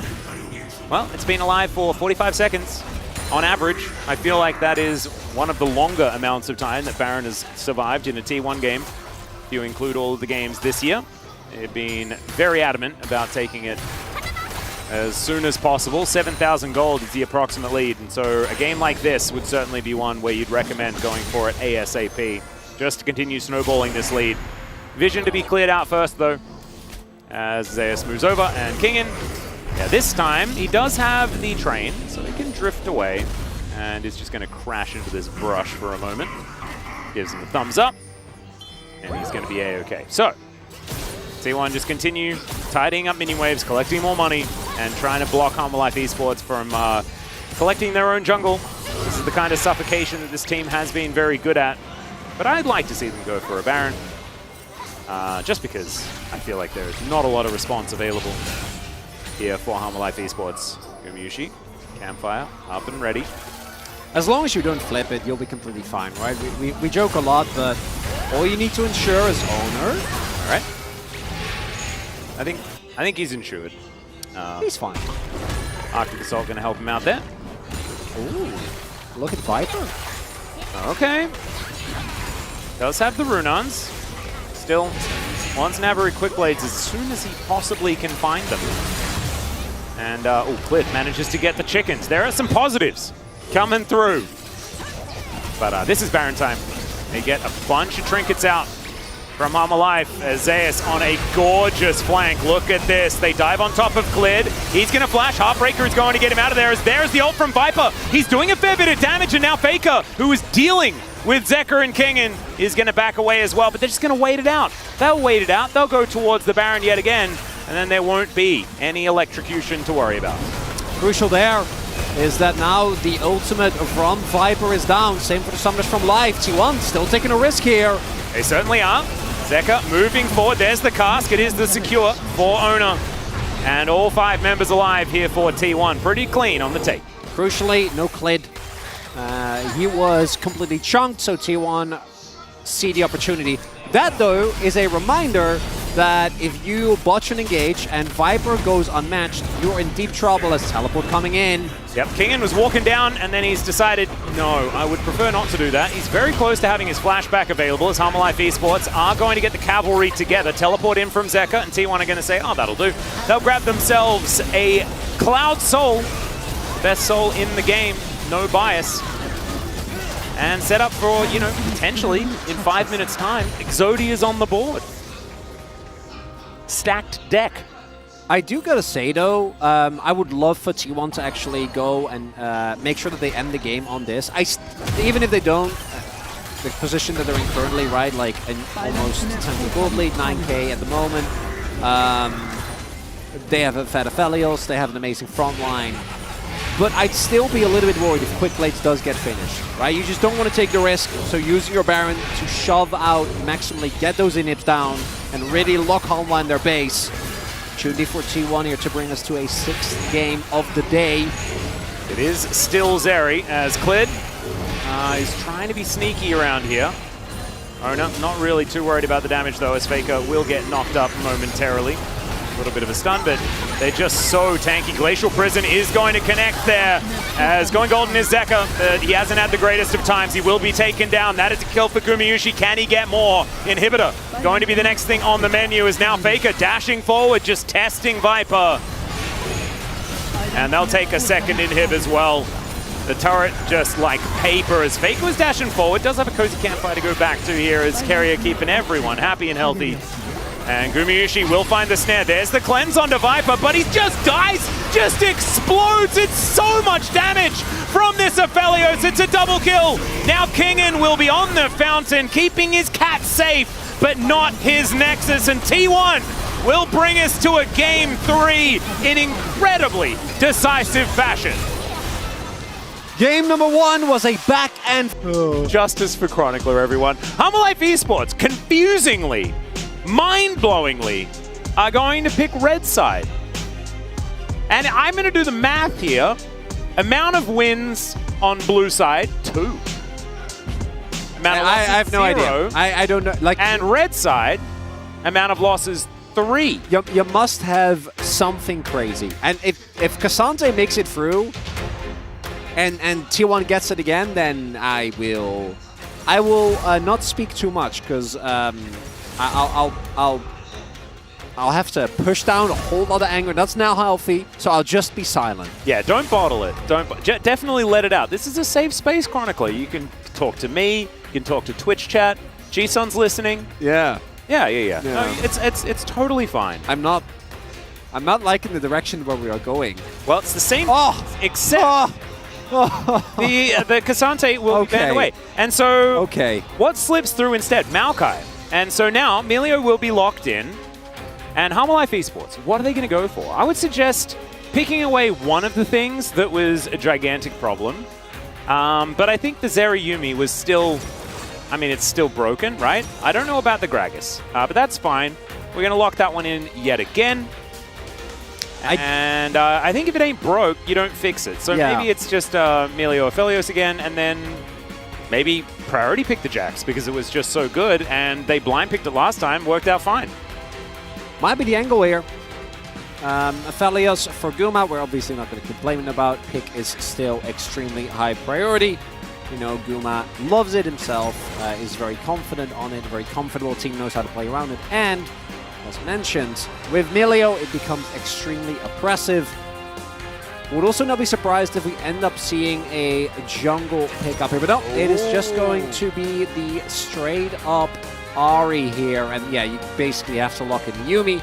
Not a lot of flexibility for Hanwha here. Can flex Gragas, but I expect it to go towards Zeka here. I very much hope it goes towards King, because I really want, like, and then you can put Clid on Viego again, and he can do a bit of that physical damage and stuff like that, and let's be honest. Viego Lissandra, I like it. Yeah, Viego Lissandra I think could be fine. I don't know whether that's in Zeka's wheelhouse. I just think that making Zeka as strong as possible and as comfortable as possible is going to be a priority. And now, with Ahri taken away from him, it really does limit his effective champion pool in this meta, right? We know Zeka is phenomenal at Azir, Sylas, Akali. These champions, they no longer really have much of a place. No, they are not good, in fact. They are... not at the forefront of the meta for a reason. In Challenger, we did see the Azir. Yeah. Wait, was that yesterday? No, it was yesterday. It was yesterday. And what happened? It felt like Challenger. Because that series was absolute craziness. And yeah, it did not do so well, it lost. Yeah. That's because Cassiopeia is too strong as a meta champion. Oh, yeah, you're right. That was definitely the problem. Yeah. And the Viego is also something that T1 would love to pick up. Wukong is another, although last time we did see T1 ban that away on their final rotation. We'll be doing that again. Pick Jax. Team fighting power. Maybe that's how you avoid it. Yeah. That's what Zeus did. Surely it's fine. I just felt like the Jax was a big problem. It was, but I think the Viego. So are they playing the same comp? Yeah, but there's no Cassante on the enemy team. Hey, true. So I think you take it. All right. It's Ahri instead, so is definitely dangerous. Kha'Zix? Oh, okay. Wait, but doesn't that mean that Kingen gets to play Jax for free? It might. Might also mean King and Aatrox. Ooh. R5 Aatrox angle can also just be a Lissandra after all. Yep. And rotate that Gragas towards top side. Couple options there. So what will it be here? Will it just be Maokai? It could be Maokai. Could also just be Sejuani again. He played very well. That's Hecarim. Okay, well, it's definitely not that. Okay, we're having some fun here. Hecarim's face, by the way, is so troll-faced now with the new splash art. I actually think it's kind of hilarious. But Kha'Zix going to be locked in. Bit of extra damage coming out of the jungle this time around, knowing that the Scion is going to be there. Kingen thinking about being a bit crocodilian towards the top lane. Kind of cute. Not sure whether into the brick wall of Scion is going to be the greatest. And I think going for the gentleman's agreement, this is a dignified top lane. That's what I'm talking about. You know, the red and black tinges of the Scion and the Ornn. Absolutely glorious as they saunter majestically towards a lane where they will just beat minions. Hey, till they can be Great front lines for their team. And farm grass procs off of one another. Yeah. In perfect unison. Oh, it's glorious, isn't it? One with a hammer, Sure. one a small mallet, and one with a huge axe, and yet both of them doing the same amount of damage to one another. All right, Zeka making sure that his eyes are well and truly lubricated as we get into this. So, draft not changing a whole lot on the side of Halma Life Esports. T1 not able to pick up the Cassante, but picking away the Ahri, and also giving it to Faker, who is a fantastic Ahri player in his own right. Slightly different, some adaptations. T1 still with a lot of the power points that they had in game number 2. So King Mayushi there, Viper as well. Viper hasn't been the issue. Game number 2, he didn't have an impact, but not really up to him. Owner playing the Kazakhs this time around. T1 definitely a little bit lower on CC than some of their previous games, and this is a Zeri Yuumi, and it feels like Halma Life this time around much better end of the deal. I think so too. I think eyes are going to be on Zeka to see whether he can stand up in this lane as the Gragas this time around. It's a big test. Let's hop onto the Rift.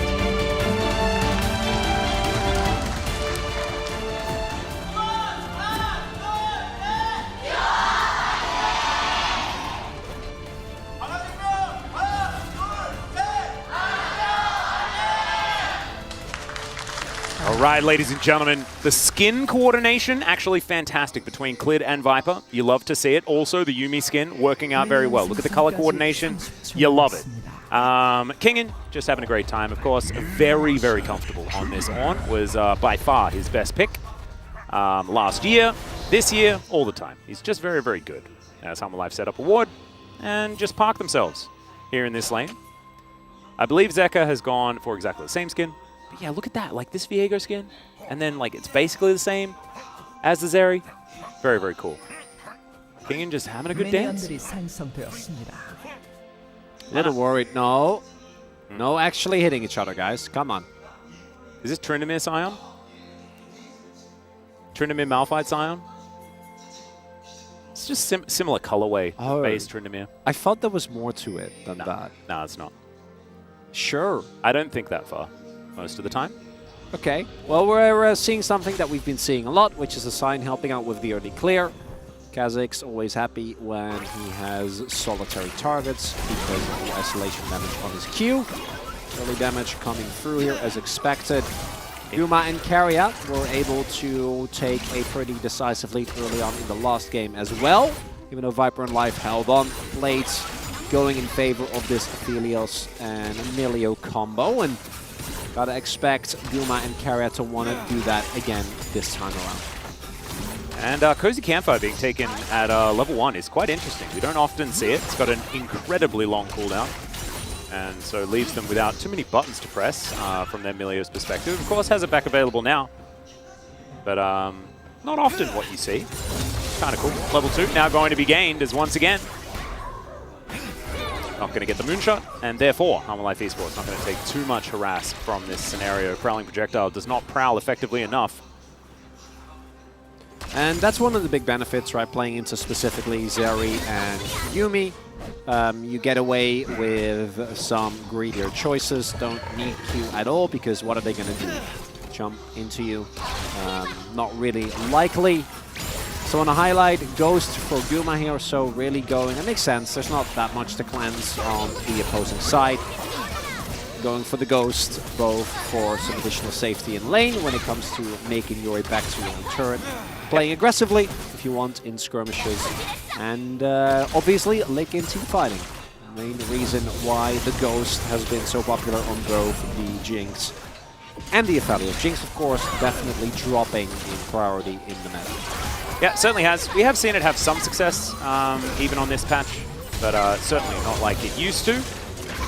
Nice super mega flame kick or something. Pretty sure it's very similar to the actual name. Everything else is like warm hugs, cozy campfires, and then super mega fire kick thing. It's a little bit off theme, I think, with Emilio's vibe. But I like, you know, you've got one thing that does a damage, you may as well emphasize it. Maybe he's just a very enthusiastic football player. Hey, there we go. Kind of like it. And that's the reason why. Well, I'm not going to score a goal on that particular one, as we saw just there. Or did he? Because it was between... Oh, between... Yeah, okay, that's true. That's true. Well, I don't know. It's at least if one the goal point in was Australia. It's got to be. If the goal was Viper in live, then he didn't. Yeah. Yeah. Well, we're getting some brutal procs here towards the top side. Jonah Strong just making sure that top lane still exists. It does. We probably don't need to check in on it too much more. As so far, Chronicler, it's going better and worse for Humble Life Esports because remember, Viper got first blood last game. Okay, Kingan is very far forward.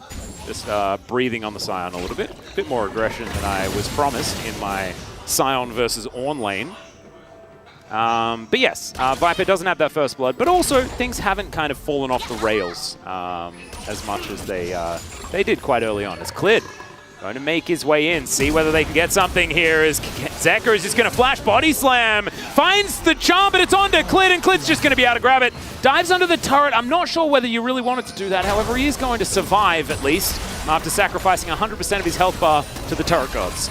Big win there for Humble Life. Zekka gets the setup, flash body slam, and already does enough damage to the point where when Faker flashes, Clid, even though he does not hit his Q, still able to pick up the kill. And early lead here for the jungler on Humble Life. Clid has been able to generally push those leads quite well.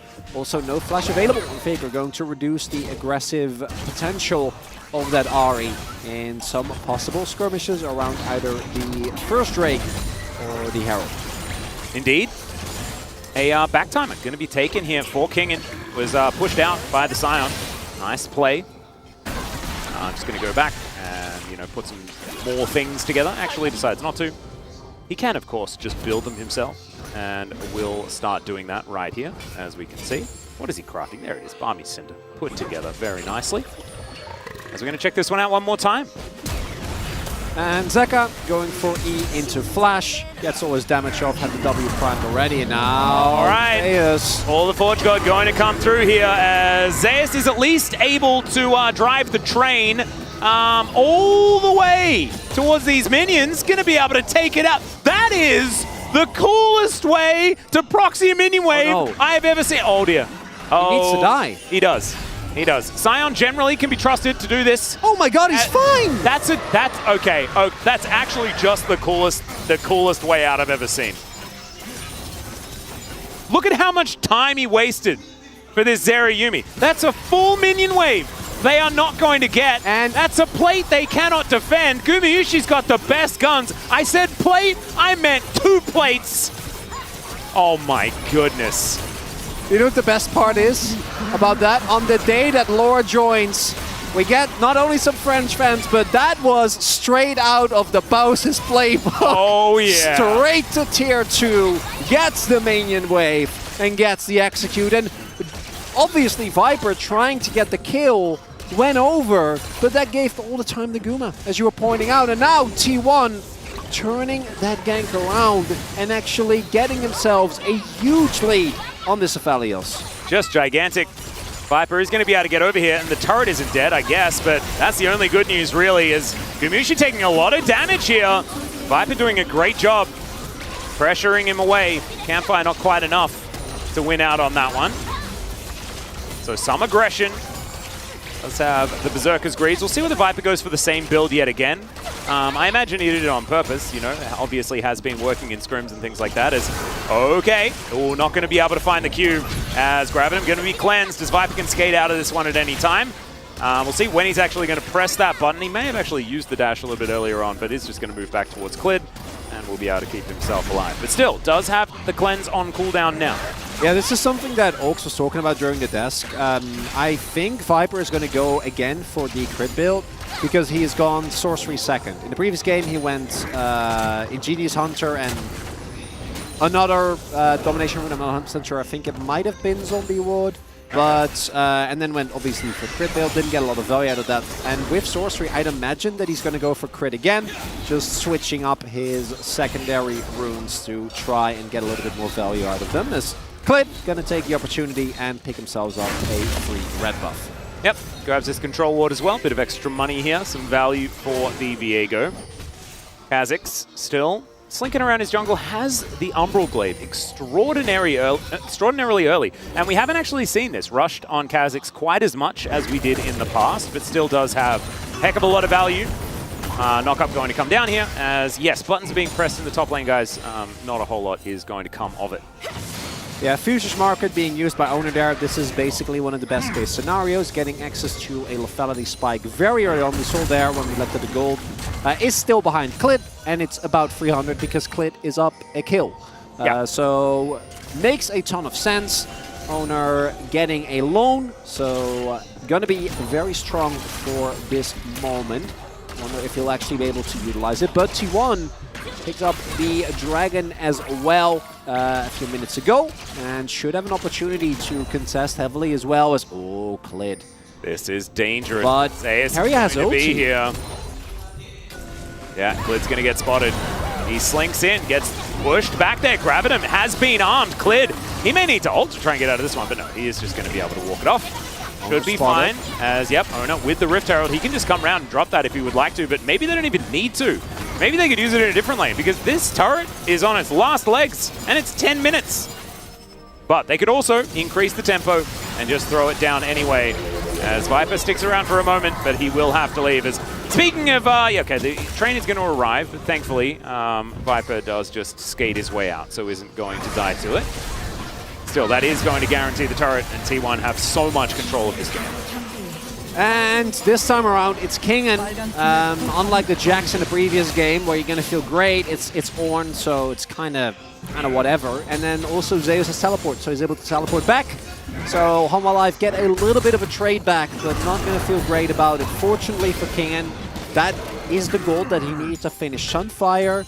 So at least he's got that going for him, which is nice. Yep.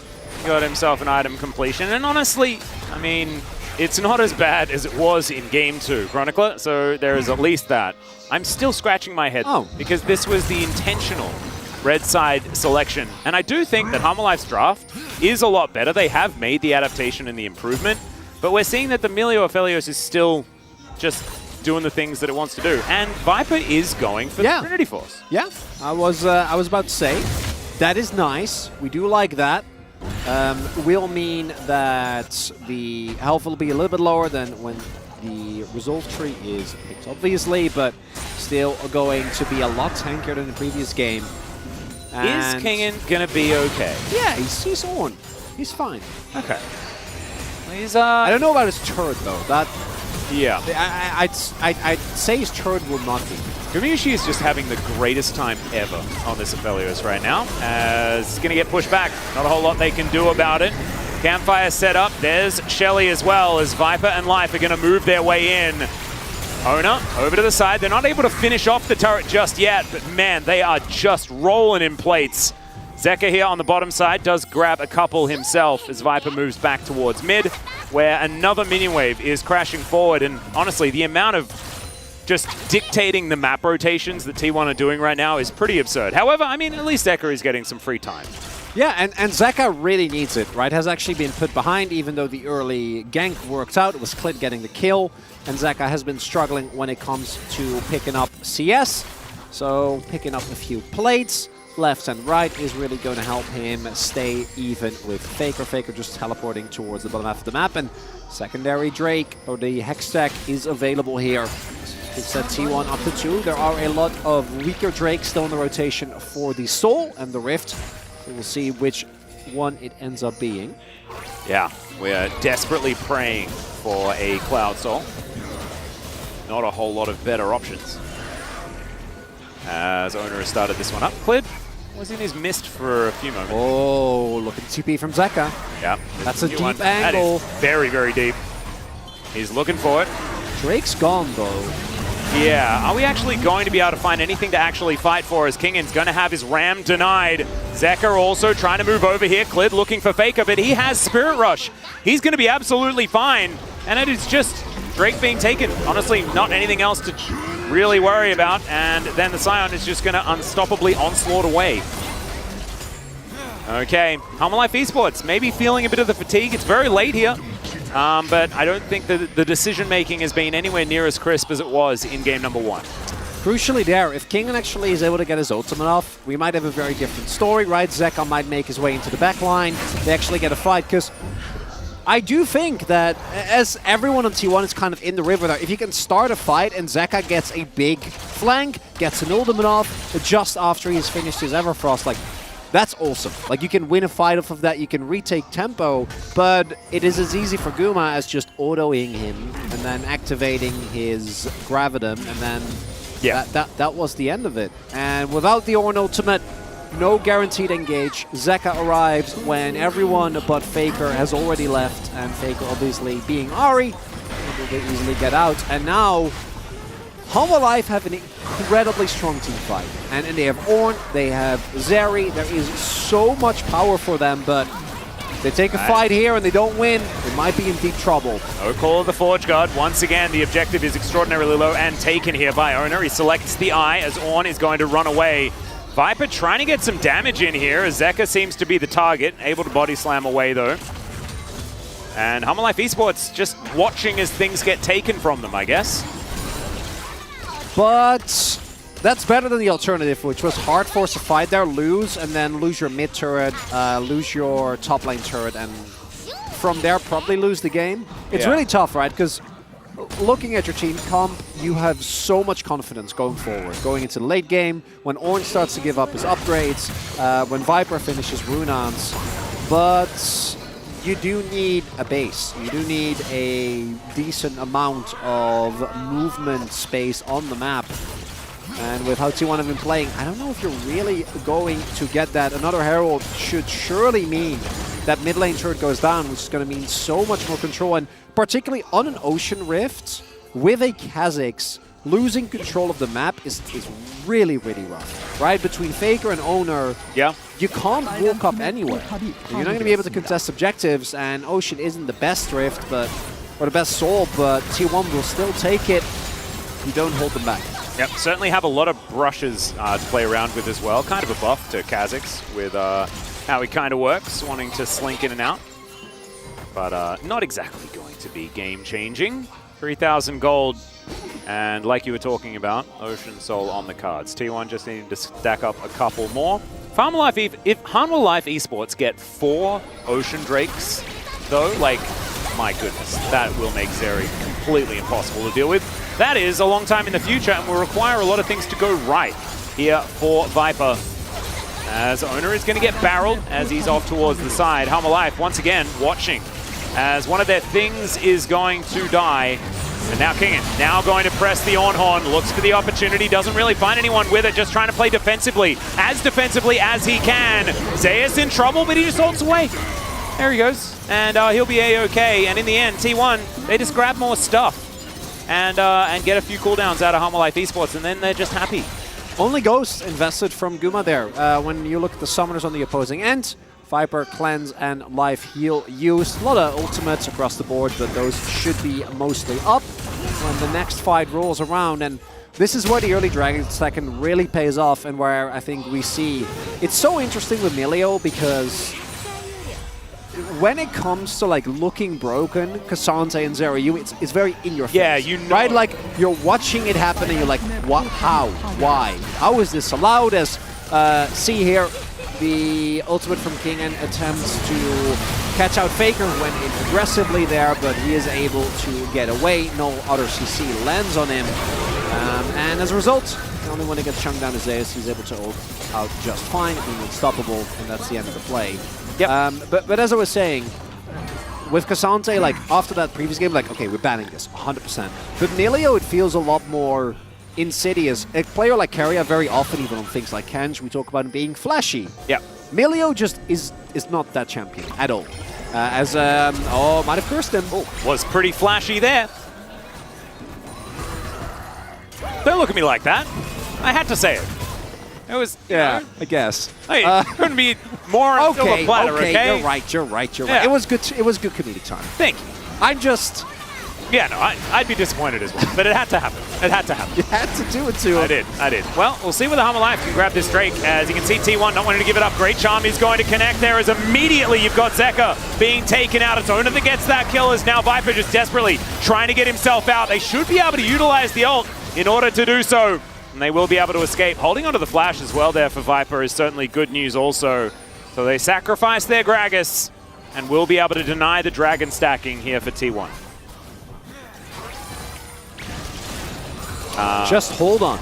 Yeah. That's all that's on Hanwha's mind. Just try desperately to cling on to whatever you can defend. And more is going down, right?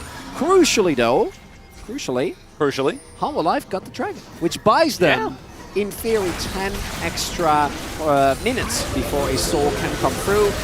Great start of the fight here. Zeka gets isolated, Faker gets the charm, and then Zeus splits up the rest of the fight. Gumayushi goes unmatched, and there is zero playmaking potential for the rest of Hanwha Life. Also, no level 13 yet on Kingen, so hasn't even been able to upgrade his own item, although not sitting on a Mythic just yet. Needs to get that first, and then hopefully also soon thereafter able to upgrade other people's. Oh, Zeka, oh no. I think Zeka may be in trouble. He's going to go golden. Tries to get that cast down, still going to flash. And isn't actually going to be taken out here. The re-engage opportunity, is it going to happen as Faker is going to get sniped? There's the prowling projectile as well. Viper wants to be able to take this. The sidestep is just gorgeous. And Faker will be taken out before he can teleport. I don't know whether it deserves certification, but it's a kill for Viper. And if you're a Hanwha Life Esports fan, you're happy about it. As Carrier and Gumayushi going to be here, stealing away Klid's stuff. Klid will be able to settle for his Bramble back. And maybe, just maybe, Hanwha Life Esports coming alive. Those are the moments that comebacks are made of. This might be inconsequential. You might see T1 just start up the Baron, right? Force a fight, take the game. They still have a 4.5k gold lead, but if they end up losing, that's the moments, right? They're Viper picking up a kill, right? Getting accelerated, getting his Runons just a little bit earlier. And Zeka actually able to stall long enough with his flash, with his stopwatch to have the rest of his team arrive. King with a proactive teleport. Oh, there we go. 2 items now done here for Viper. Just looking for that one last one, the Titanic Hydra. Oh, if he gets to Sterix as well. The build is just so silly. Really silly. We remember, of course, like this is what happened when Zeri was first released. You basically build her as a bruiser and she does a bajillion damage, and that seems to be the case one more time. Cozy Campfire, even with Severin, Gumayushi's still able to outrange Viper quite considerably. Pretty cool. Yeah, the teleport also, we've seen a lot of very liberal teleport uses back when Ahri was still a spellbook user. This time around, though, costly is owner.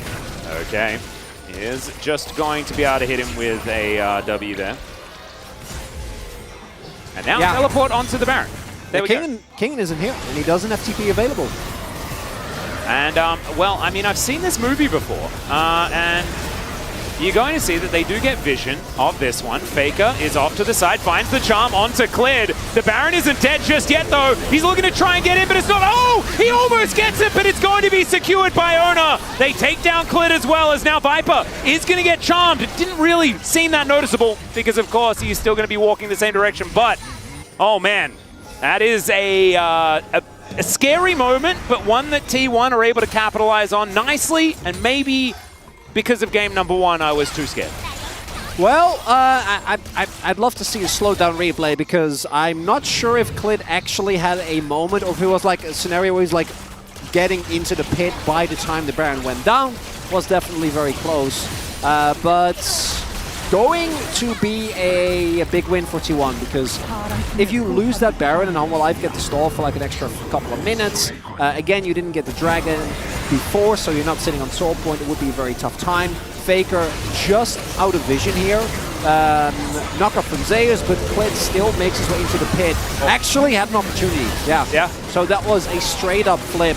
Combination of his flash and his ultimate were invested, but T1 get away with it there. But if Klid gets that, all bets are off.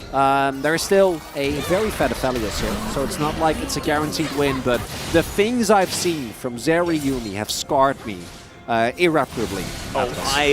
Yes, I'm 100% with you. And Viper, as he puts more items together, it's going to be even more scary. Does also now have the Infinity Force, the Trinity Fusion, the whatever it's called, the big damage triangle. I like Infinity Force. I like it. Cool. That was I think that was our initial Ornn name for it. I believe that was when LS and I were coming up with funny names a while ago. But I think it might be Trinity Fusion, or at least it used to be. As okay, Life Esports wanted to stop the Soul Point from going down. Zaya's just going to charge his Q, as it is going to be the Drake secured by T1. Fight may be on, but it isn't. T1 just going to back away. Life Esports going to do the same thing. No point in fighting over nothing, as the minion wave in mid is going to be where Viper turns his attention. And look, this is T1 just extending gold leads over and over again. However, like, there is a Zerayumi in the game, as, okay, unstoppable onslaught here from the Sire. Yeah, it's just for Prio. Yeah, manages to get the minion wave. There we go. We've had 4 kills in 24 minutes, Atlas. Yeah. Yeah. Yeah. Look, it hasn't been, like, as far as jam-packed action, it hasn't been. It's more of a. This is a thinking. You know when your a friend. thinking man's game. Zayas. As Zayas is going to be caught thinking for a moment. Yeah, he used that on the minion wave earlier on. The Q is going to be denied. Viper gets another kill. The zombie version of the Scion is going to take down a ward. So it's not Zeus' night outside of the moments he had. Kingan's turn, or the turnaround. There's the knock-up onto Faker. The Ornhorn immediately is going to be called, and Faker says, no! You do not walk through my jungle! And, Wolf? Hello? I mean, it's not certification. I mean, do we get Ornn certification? Because, I mean... T1? T1, what are you doing? Yeah, what's happening? Okay. Why keeping it interesting. This is. I mean, this is an Ornn Zerayumi composition. Yes. You're not allowed to give them any room. No, you can't. You can't do these things. Like they might. Again, I want to read it. T1 might still be completely fine, but like this is. It's not a great look, right? Like getting killed. Zaya's dying there is a straight up mistake, but that's kind of fine. I think you can still shove. Or at the very least pressure, deny them vision. Mistake, but acceptable. But trying to then, like, collapse on this Ornn and not using either your... Oh, we've got a bit of a team fight here. Zayas is taking a lot of damage. Kingan is extraordinarily tanky as Zeka does get the help of the kitty cat. Cleared now slinking into his mist. Owner off to the side. Just got to make sure everyone's alive. Yep, 1, 2, 3, 4, 5, 1, 2, 3, 4, 5. Yep, we're all alive. We weren't ganked by a replay too badly. So when does Viper finish his next item? Because he's going back now. Yeah, it's now. Well, I don't know. I don't think he finishes his item. Are you sure? Okay, never mind. It's not now. We'll see. He wasn't actually. But yeah, no. You know when someone recommends you like a movie or a book or a series and it's like, it's a slow burn, and you're like, oh, I'm gonna have to wait for like 3 quarters for anything to happen. And then often, it's worth it, right? Like, and then they deliver on it, and we're now currently waiting for the part where it delivers. Yeah. This is all build up. Oh, it's actually Bloodthirster here for Viper. An interesting choice. It's also Duskblade for Owner. Yeah. Huh. Curious stuff. So we're delving back in time a little bit with some of these builds. Yeah, Duskblade, we haven't really seen, even though I think the item is in a pretty good spot because of how insanely strong Ghostblade has been as Owner. Forward aggressively. Not going to get the super duper fire kick, the boom boom fire kick. I should actually find out what the real name is. I just like saying fine really with this. Adjectives plus kicking. Want to highlight as well, I do think one of the issues that T1 have, which we mentioned before, is that look at what they actually have to start a fight. I mean, also look at what they have to lock down Zeri. Yes, it's not a lot. It's really just the threat of an objective, and lo and behold, it's been working for them, right? Like, it's been fine. As Faker is actually spotted here, Viper is playing pretty far up. It's a little bit frightening. However, he is going to be all right. You can see Zeka is on the top side of the map, just dealing with that minion wave as best he can. Bottom wave just being left to its own devices. Hopefully it can take care of itself. And T1, they get mid prio. The Baron available. Huh. 5,000 gold. All that separates these two teams. You were hutting? Yeah, no, just Viper getting the W activation. That was cool. Clid is going to have the Heartbreaker and is going to get his heart broken. Owner is going to clear him up. That is very swift execution. Zayas could be in trouble as well as Faker looks for the Spirit Rush. The Operation Get Behind Viper as Zeker is extraordinarily low. Viper is still okay, but everybody else is just getting destroyed. Viper ults. He's trying to do it, but he's going to get charmed. He's going to get taken out. And Humble Life Esports, that was not your team fight. T1 will win the game. Starts off with Clid getting caught and ends with a clean ace for T1. That was the twist. That was the reveal. That was the payout, Atlas, of this slow burn of a game. What is that, like, by the way, T1 just still win? Is that the twist? I guess. Oh man, the riders must have striked, I think, for that one to be a twist. As once again, Clid is going to be charmed up and taken out. Nothing he can really do there as both of the Nexus turrets will be taken out. The Nexus to follow, and T1